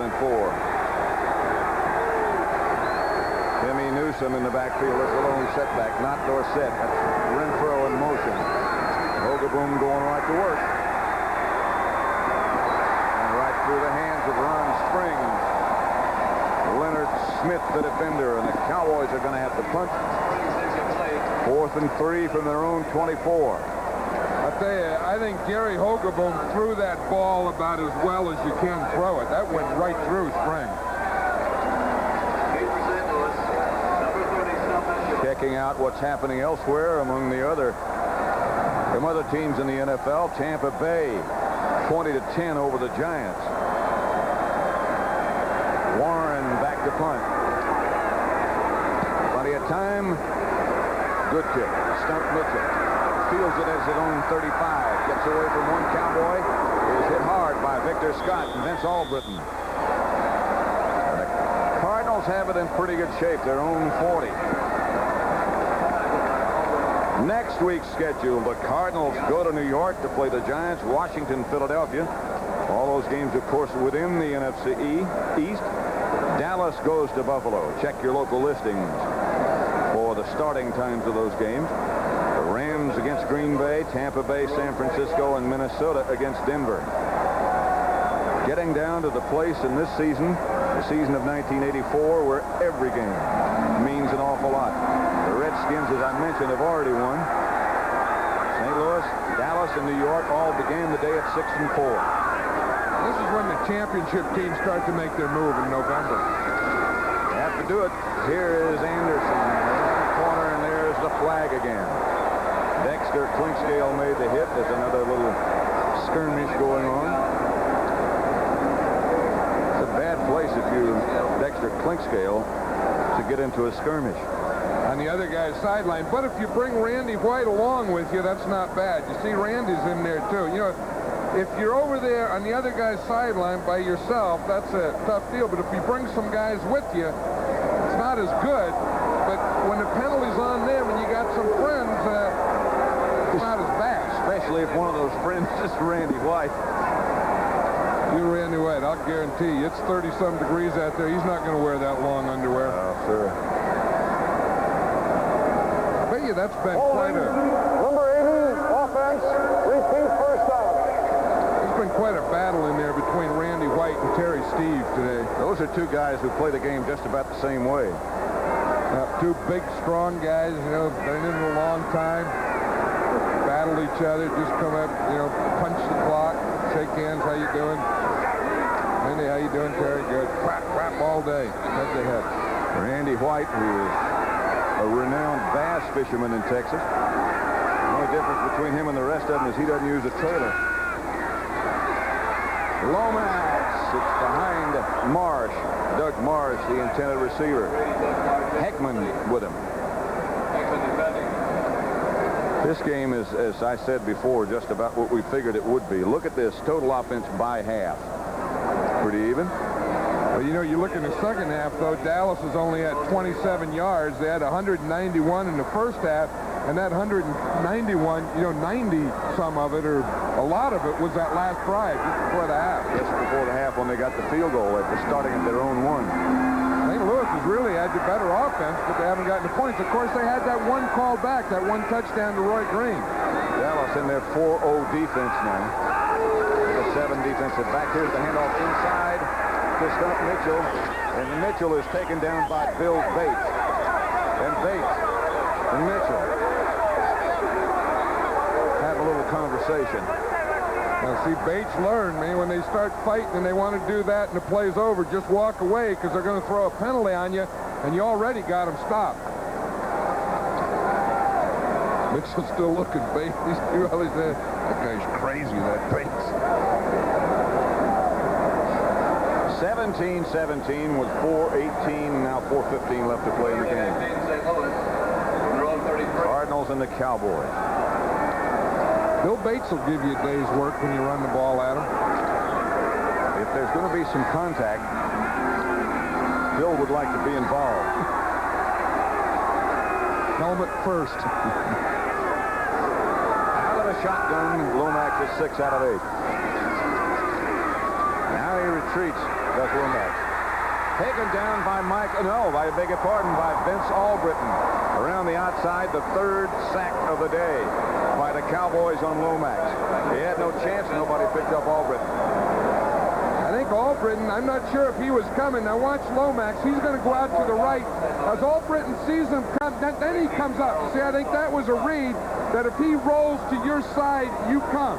If he goes straight back, you cover. Because Albritton was out there reading. He saw Lomax roll, boom, right up the field. Birdsong back to kick to Gary Allen.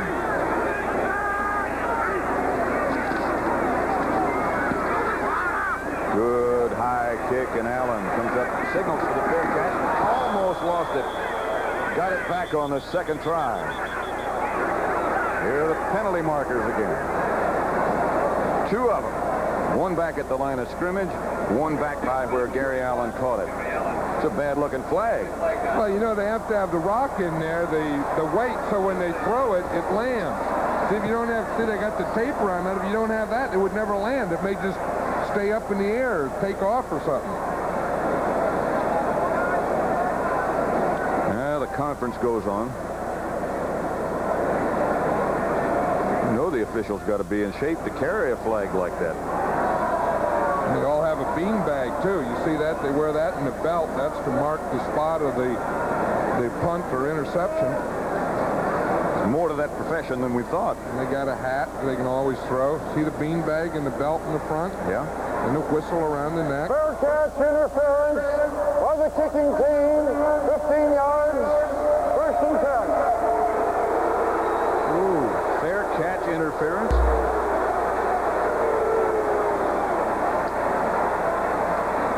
(17-17) with 13:21 left to play in the game. Pat Summerall and John Madden. Here is the question right now. Allen signals for the fair catch, but then he bobbles it, and then he's hit. See, he signals for the fair catch. It's all right now. No one contacts him before the ball gets there. Now he bobbles it. Now he has it. Now he had called for the fair catch before that. So what they're saying here is he called for a fair catch, and after he calls for a fair catch, then you can't hit him. The Cardinals, because the ball was bobbled, they went in and hit him after a fair catch. So that was a 15-yard penalty. That's a tough one. First down Cowboys at the Cardinal 44. 13:21 left to play. Score tied at 17. That was Ron Springs, the ball carrier, stopped by E.J. Jr. That looked like E.J. Jr. The Bears' dreams came to an end in Anaheim as the Rams beat them 29-13. And the Rams improved their record to 7-4. You know, everyone's talking about the playoffs and the wild cards and the Eastern Division. They better watch out for that Ram team. You know, you better add those guys in there when you start adding that stuff up. Certainly better. Second down and 6. Hogaboom back to try to throw, gets it outside to nobody. Under heavy pressure.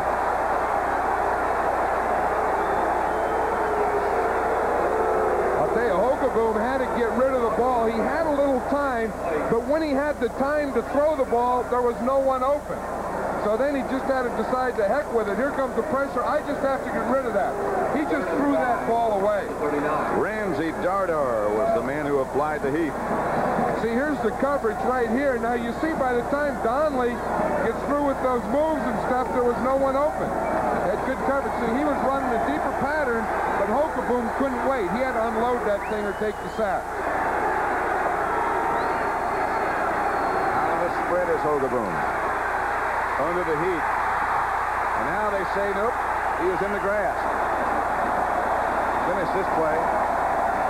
David Galloway was back there and had Hogaboom by the jersey. Watch Galloway. He's number 65. He gets the pressure from that side. He's going against Glenn Titensor. You see, he does a stunt move. He goes to the outside. Now, right there, when he had him in the grass, you see the referee waving his hands. He blew the whistle, said he was in the grass. The ball's dead. That David Galloway is still having a good day. I mean, he started off with a good day. He's still going on one. Well, it's nice and cool. Big guys like to play. Big guys that sweat a lot like to play in cool weather. Warren gets the kickoff. Stump Mitchell signals for the fair catch. Drops the ball. Mitchell lost it. That's the second one for Mitchell. Cardinals got it back. I tell you, these guys are having a tough time with catching these punts today. One thing, I don't know if Mitchell wears gloves all the time, but one thing, he does have the gloves on. Number 2, he let the ball get too close to his body, and it hit his shoulder pads and bumped out. 17-17 it remains. Dallas 17, St. Louis 17. Pat Summerall, John Madden at Busch Stadium in St. Louis. Cardinals have the ball at their own 19. just about.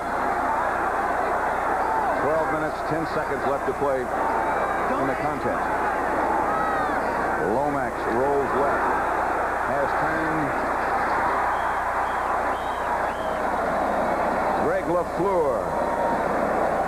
15-yard gain. Excuse me, John. Excuse me. He threw that one to LaFleur, but Pat Tilley ran an out and up on the same side out here, and he was wide open. There wasn't anyone within 20 yards of Tilley. He just walked by Lomax. I don't know if he told Lomax on that one. Let's see if we can watch it. Here's Tilley. He's the outside guy. Now watch here. He's going to run it out, then he's going to go up right now. You see what he does? Look, he's wide open. There's no one around him. Goodbye. That would have been a touchdown. I don't think Lomax saw him. He threw it to LaFleur. Lomax is 21 out of 34 to 9 different receivers. Now he's going for another one for Roy Green. That's not a different one, but that's the right one to go to. That's the thing. You talk about acceleration. The Cowboys, they had defensive guys back there. They had about 3 of them. I'll tell you, he just takes off. Look, here he is on Everson Walls. Everson Walls is up tight. He should get a bump. He just runs right by Walls. Here comes Downs, the safety. He runs right by him. He had him beaten. The ball was just an inch away. Just an inch too long. You know, the greatest player that I ever coached, and one of the great ones, was my wide receiver at Oakley years ago, number 81, Warren Wells. And Roy Green is wearing the same number, and he reminds me so much of the way Warren Wells. Randy White is back into the backfield and takes down O.J. Anderson and really took him down. I don't know where he came from or how he got there so quickly. I didn't mean to interrupt you, John, but wow. Well, here he goes. He just takes off. I think what happens, they were pulling the guard, and the center didn't get over. Randy White just hit that gap. O.J. Anderson said, I didn't even get a chance to get started on that deal. Loss of 4, 3rd and 14. Now, Warren Wells had that great acceleration, that ability to separate himself from the defender like Roy Green. I know it, and I watch Roy Green on films. I watch him play, and he reminds me so much of Warren Wells. Lomax back to throw, under pressure. Ball bounces loose, and the Cowboys come up with it. Victor Scott comes up with the rebound, and the Cowboys take over. Roy Green, the intended receiver, it bounced off his hands, and Victor Scott came up with it. Roy Green was going down on the ground for it. Victor Scott was just standing in the back. He was a safety. We watched Thurman here. He's running for Green. We watch Green goes down for the ball, hits off his shoulder pads, and Thurman at the same time. Here comes Victor Scott very alertly diving for the ball. I'll tell you what, though, that was pretty good coverage by Dennis Thurman. You see, Thurman and the ball all got there at the same time, and that allowed Victor Scott to come up with a bump up. 1st and 10 for the Cowboys at the Cardinals 37. Score tied 17-17. Cardinals on a blitz. Junior, here's Dorsett, and Dorsett swings into the Cardinals secondary. Down to about the 27-yard line. Wayne Smith made the stop. Dorsett is very close to a first down. The Giants lost to Tampa Bay 20-17.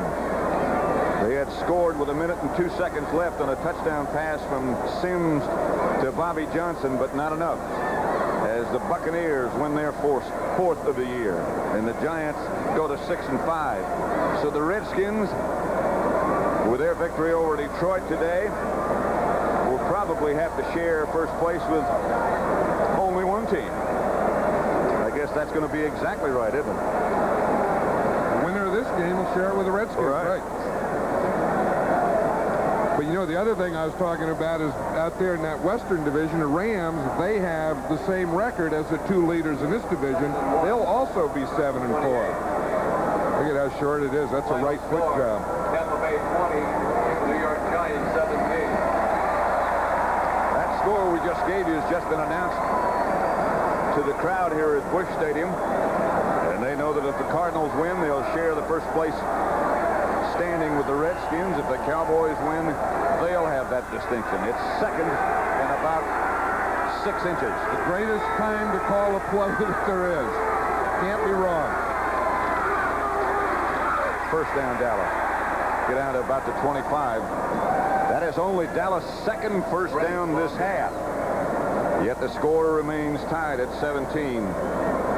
The Cowboys are really playing well offensively. I mean, the Cardinals are playing well offensively. It's just that they're having those turnovers. And again, the Cowboy defense is forcing some of those and playing alert defense. But when you go offense versus offense, the Cardinals are winning it. When you look at the score, it's 17-17 because of turnovers. Turnovers and the penalties have really been a factor, too. First down, Dallas. Cardinal 27. Tony Hill is split out wide to the left, and here comes Renfro in motion. Quickly, Hogaboom goes to work. He's got Springs. Springs is in the end zone, and Dallas takes the lead. Touchdown, Ron Springs from Hogaboom.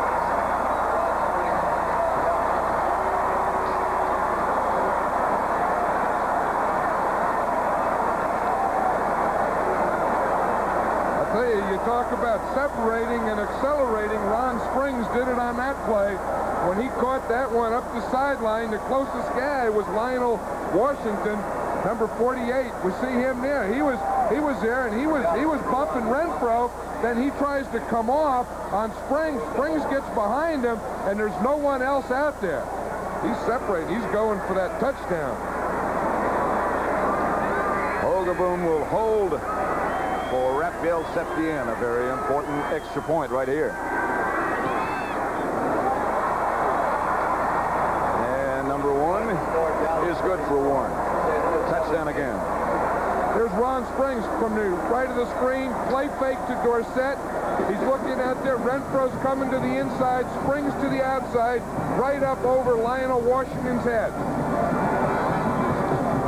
So Dallas takes the lead now, 24-17 with 9:03 left to play. Cowboys 24, Cardinals 17. Raphael Septien set for kickoff. Stump Mitchell and Danny Pittman back deep. Lined in the direction of Mitchell. Fields it up to one. Pittman in front.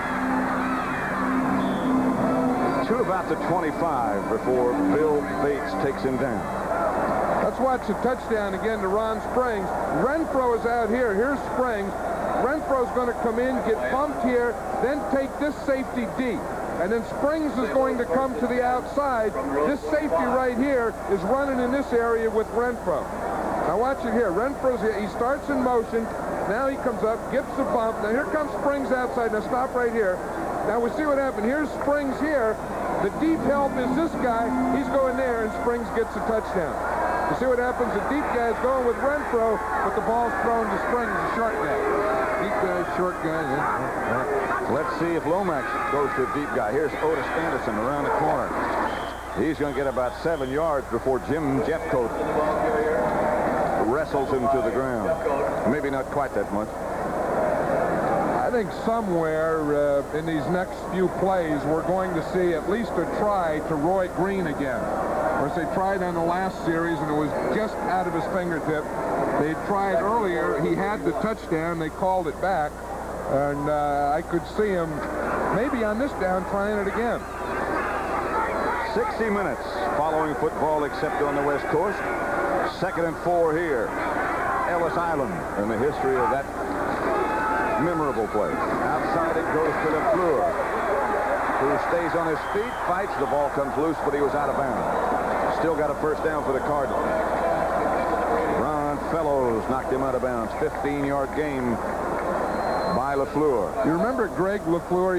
He played for the Eagles, and I remember when we were up there, Dick Vermeil had to waive him, and he said he didn't want to do it. He said, this guy is going to play in this league. He's a tight end, but they had some injuries. They had to keep a defensive player. We saw Dick about 2 days after he waived LaFleur, and he was still sick about it. Didn't want to let him go at all. No, and he knew he was going to play. You know, sometimes that happens. You let a guy go, and you know he's going to play someplace else. 1st and 10 from the 46 with 8:05 left to play. Cowboys Michael Downs showing blitz. He's up in there. Pitches back to Anderson. He's got some room.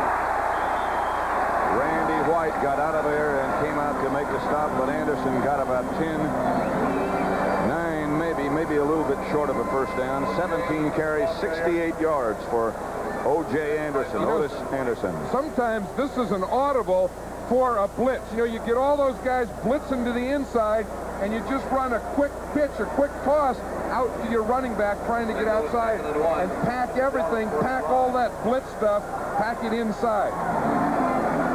2nd and 1 from the Cowboy 45. Clock running, 7:25 left to play. Cowboys leading 24-17. Lomax, Tilly, out of bounds, but a Cardinal first down. Fellows on the stop of Tilly. Lomax is having success, you know, with that short stuff and the stuff to the tight end, but I still think here pretty soon he ought to take another shot to Roy Green. One, it's exciting to watch, and you know, it's a pretty good deal for him too. You know, he already has 9 touchdowns, leads the league in yardage. Roy Green. Lomax is 23 out of 38 for 341 yards already, and still working. Anderson. And Anderson surges up inside the 35 to about the Dallas 33. Eugene Lockhart tripped him up, but Anderson got good yardage. You know, I'm sure as we're standing up here and thinking about that the Cowboy defense and their coaches are thinking about the same thing. So they're putting that double out there on Green, and that's the reason that they're able to run and get some inside stuff to their backs and tight end. 2nd down from the 35. Clock running, 6:40. 6 minutes, 40 seconds left to play.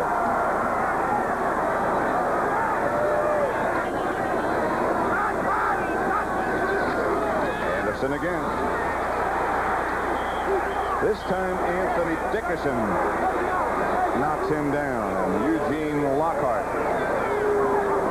again does a little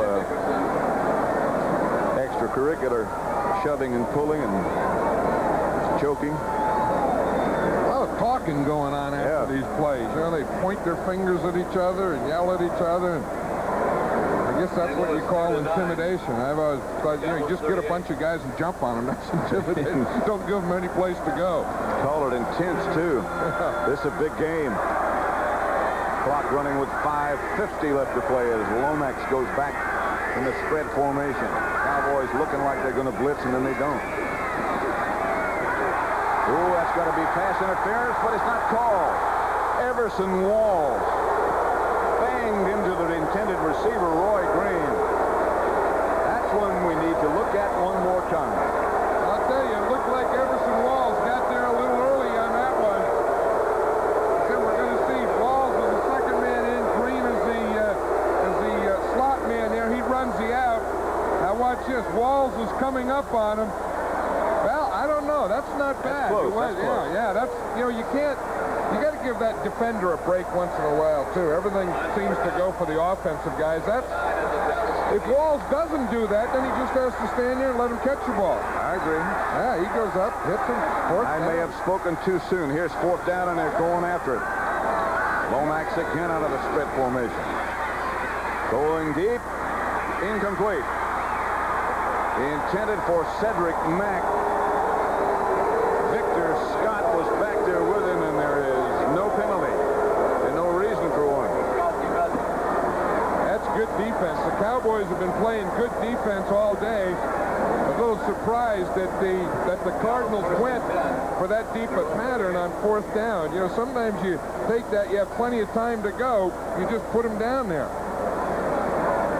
Let's watch it again. This is a play before where Walls is hitting him up there. That's good defense. So he has to get in. He is a little in there, but he got that right hand in and hit the ball, too. So the Cowboys take over with 5:37 left to play. They lead 24-17.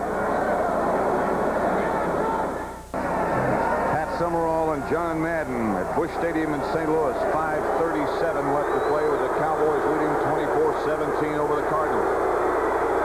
The Redskins have already won. The Giants have lost. The Eagles have lost. Here's Dorsett. DJ Jr. Kurt Allerman cut him down after a pickup of maybe 2.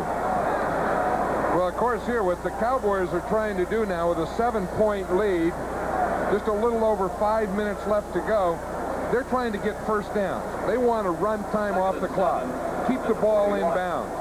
Now, the Cardinals, they want to press them, not let them have first down. They get in third down, I think they have to go after them because they can't allow first downs now. They have to get the ball back. 2nd and 8. Cowboys from their own 40. Hogaboom back to throw. Gets it outside to Springs, who can't hang on. It'll make it 3rd and 8. Not what they wanted. It is what the Cardinals want. 3rd and long. And this is what Tom Landry wants. He's telling Mike Renfro right now to play. Renfro bring it in. Tell Gary Hogaboom. Hogaboom looks like he likes it.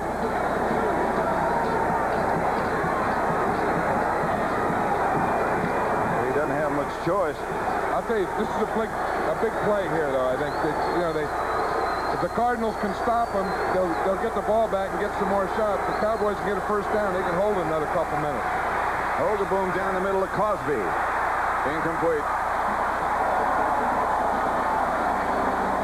Leonard Smith was the defender. Cosby couldn't hang on. I think that's what the Cardinals needed then. As they went for it on 4th down. They didn't get it. They needed a quick one. 1, 2, 3 punt, get the ball back. Let's go to work on it again.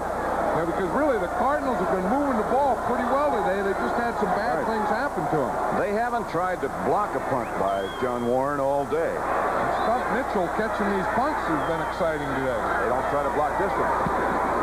Warren, not very good. Stump has to let it bounce. Goes out of bounds, and the Cardinals will take over at about their own 29, maybe the 28-yard line. 31-yard punt. No return, so that's what the net is.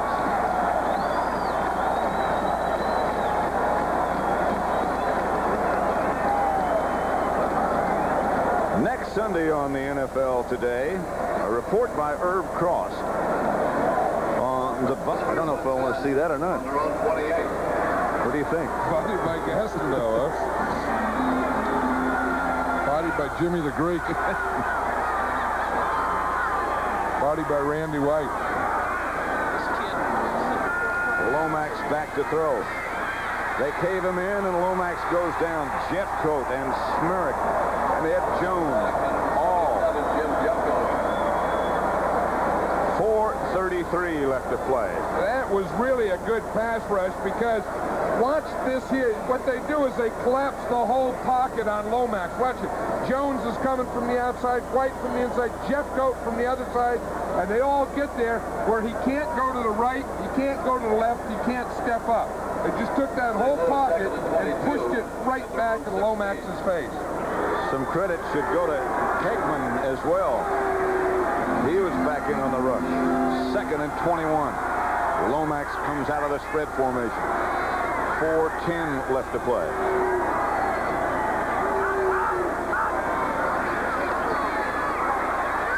Here they come again, and Lomax bats it away, and right there with him is Vince Albritton. Yeah, too tall Jones put the heat on Lomax. Pretty hard to throw it with that guy looking at you. Stump Mitchell was the intended receiver. I don't know how Lomax got that ball out of there. Too tall was hanging on him. Watch this. Here's Lomax. The ball is down. Oh, he throws it out sideways. That's how he gets it. Because I saw Too Tall's right in front of him. Man, he's 6'9", bring it draping on him. And how did he get it through Too Tall? He didn't. He threw it around him. Another one of those guys who didn't practice all week and still plays. Ed Jones twisted his knee last week against the Giants. Lomax. Here's Randy White all over Lomax, and that's going to be a fumble. Cowboys come up with it. Jones again. Look at Randy White. He walked back to the huddle. He didn't even know they had the ball. Oh, Randy was back there. He was going to get in the huddle and play some more. Watch him in here. He knows that they're close to victory, and he knows that we can't let Lomax get that ball to Green. Talk about him. Watch him. He gets him with the left.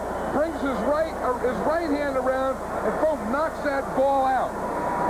He knew what he was doing there. He was grabbing him with the left and swinging his right hand at the ball. Too tall got the ball, kept it. Didn't take it home. Take it home. Trophy. Handoff is to Springs. There's nothing doing. The Cowboys have the ball at the Cardinal 15 as E.J. Jr. stops run Springs. 3:40 left to play. I'll tell you, the turnovers really killed the Cardinals today, but by the same token, you can't say that they just turned it over. I mean, the Cowboys made them turn it over with plays like that we just saw Randy White. Something causes those turnovers. With good players on the other team. Usually. 3:15 left to play with the Cowboys leading 24-17 and within range to get some more. Dorsett cuts back inside, but that Cardinal defense has done a good job all day. Kurt Alderman made the stop. It'll be 3rd down and 12 from the 15. I think both the defenses played well today. I think it boiled down to those penalties and turnovers. You said the turnovers plus the penalty on Roy Green, the touchdown that was called back. They let that clock run, wisely so, to the Cowboys. 2:35 left to play. Dallas 24, St. Louis 17. Hogaboom back to throw. Cardinals on a blitz, chasing him. He just throws it on the ground. And here comes the flag.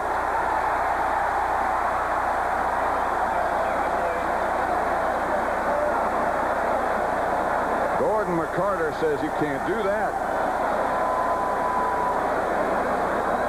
Hogaboom is claiming that he was throwing for Timmy Newsome, but we're not buying that. There's Newsome near 30. You know what he could be claiming is that Newsome was his receiver, and Newsome, his receiver, was being held. That could be. And he had to throw the ball away because his guy was being held. I think he may have a legitimate. That's very legitimate. Yes, I think so. Yeah, but that was the same type of thing, that roll that was shrinking the whole field on him, and the guy he was going to throw to was being held. Now I think there are 2 flags, John.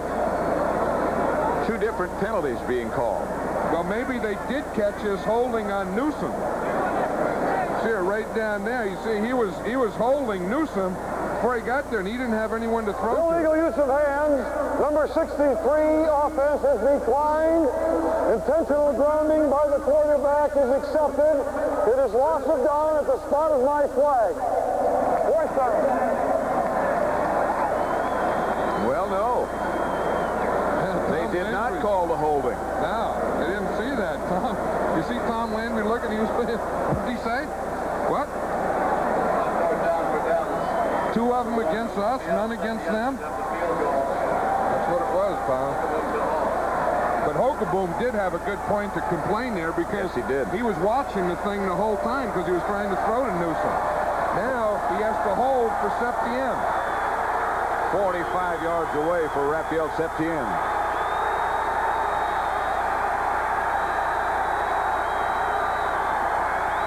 Block. Cardinals come up with it. Cardinals will get the ball at their own 15. Art Plunkett is the man who got the hand on it.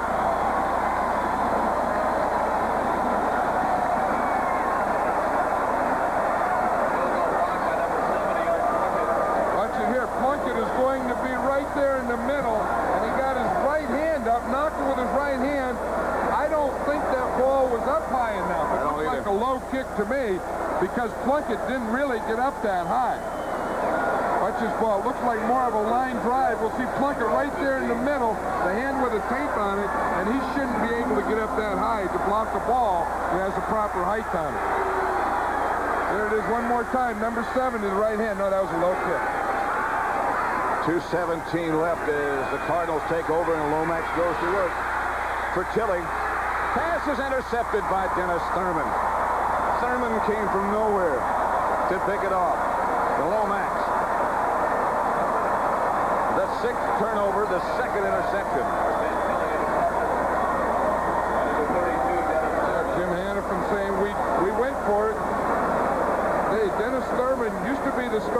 safety, then he was moved to corner, and now he's not starting. He just plays in this 4-0 defense, but he's made a couple of big plays today. Watch him gain or separate or gain on that ball. He was just watching the ball all the way like a center fielder. He wasn't playing a receiver. He just went over and got a big interception. Lomax never saw him, and the Cardinals again turn it over, and the Cowboys take over in Cardinal territory. 2:11 left to play. Did you ever get Dennis Thurman's jacket? Yes. Kurt Allman trips up Tony Dorsett after back to the line of scrimmage, and certainly no more than that. For an NFL update, let's send you back to Brent Musburger at NFL in New York. In Dallas, leading the Cardinals. It's been a stumbling, staggering offensive day for the Cowboys, but they still lead 24-17. The defense has done one heck of a job. I tell you, the story in this game is going to be the turnovers, and it's going to be how many that the Cardinals have had this game. But still, I think that there's a lot of them that were caused by the Cowboys by real good play, and we see what happened here. They had a blocked field goal, touchdown by the Cowboys. They had a fumble, a touchdown. They had another interception down here and a touchdown. So they had really 3 scores or 21 points as a result of those turnovers. 2nd and 10.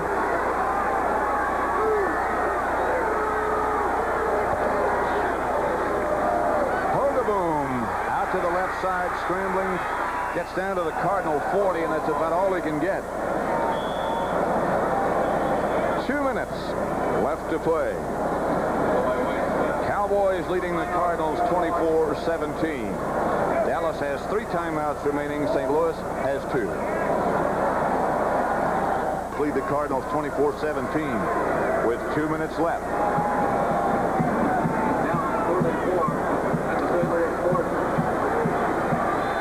Down and 5. 3rd and 4.5 make it from the 40-yard line of St. Louis.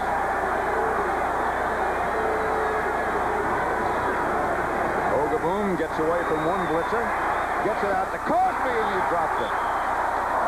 And he had nothing but daylight. Might not have been a touchdown, but it certainly would have been enough to keep the ball. I'll tell you, and the reason that Cosby put his hand on his head, it was a pretty good trick play. Let's look at it here.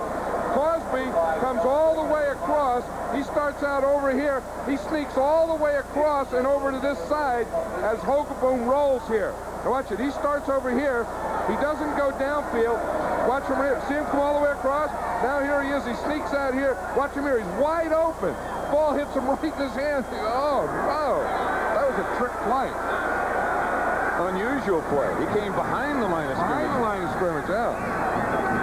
Warren. High kick. Nobody back there. Cowboys going to try to down it, and they do. Victor Scott is about the 5-6-yard line. 35-yard punt. No return.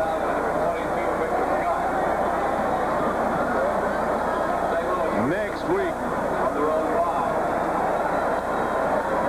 Well, this week, right now, Dallas is winning 24-17. Next week, these Cardinals go to Giants Stadium to play the Giants. Washington against Philadelphia in Philadelphia. Dallas goes to Buffalo. Check your local listing. The Rams, who won today, over the Bears, play Green Bay. Tampa Bay won today. They play San Francisco. So check it all. 24-17. Lomax out of the end zone, gets it to Green. Everson Walls makes the stop. 1:38 left to play. Don't forget, following football comes 60 minutes. Lomax goes down the middle, has it complete again to Green. Walls on the tackle. Cardinals in a hurry. Yeah, the Cardinals have 1:24 here. They take timeout now. So they have 1 timeout left. And really, they're going to have time. If they can keep completing, those 15, 20-yard passes, all they need is about 3 or 4 of them, and they can get shots at the end zone.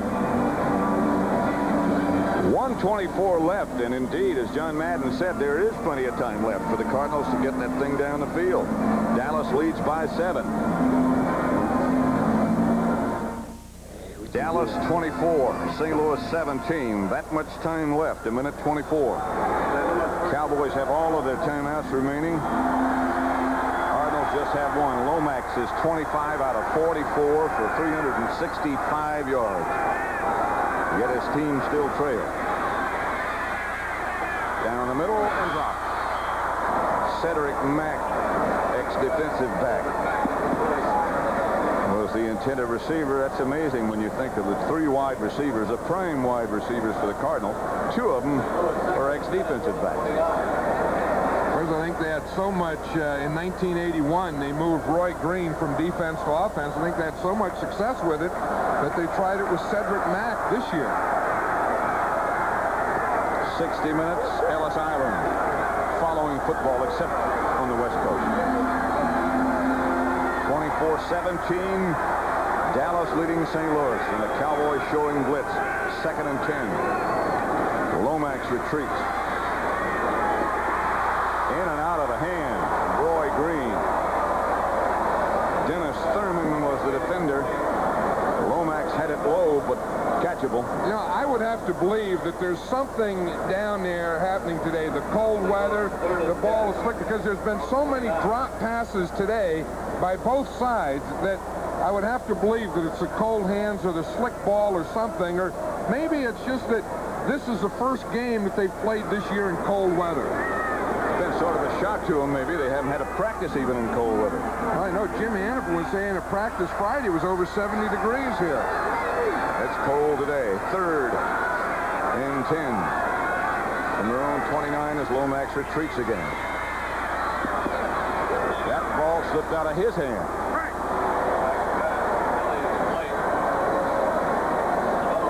Don't forget, as soon as this game is over, we'll send you back to the NFL Today in New York. Our studio's there for the wrap-up show with the scores from around the rest of the league with Brent Musburger. That's coming up next. In the meantime, this telecast is presented by the authority of the National Football League. It's intended for the private use of our audience. Any rebroadcast or other use of this telecast without the express written consent of the St. Louis Cardinals and the National Football League is prohibited. Yep, here it is. 4th down. Lomax has it complete. Has the first down.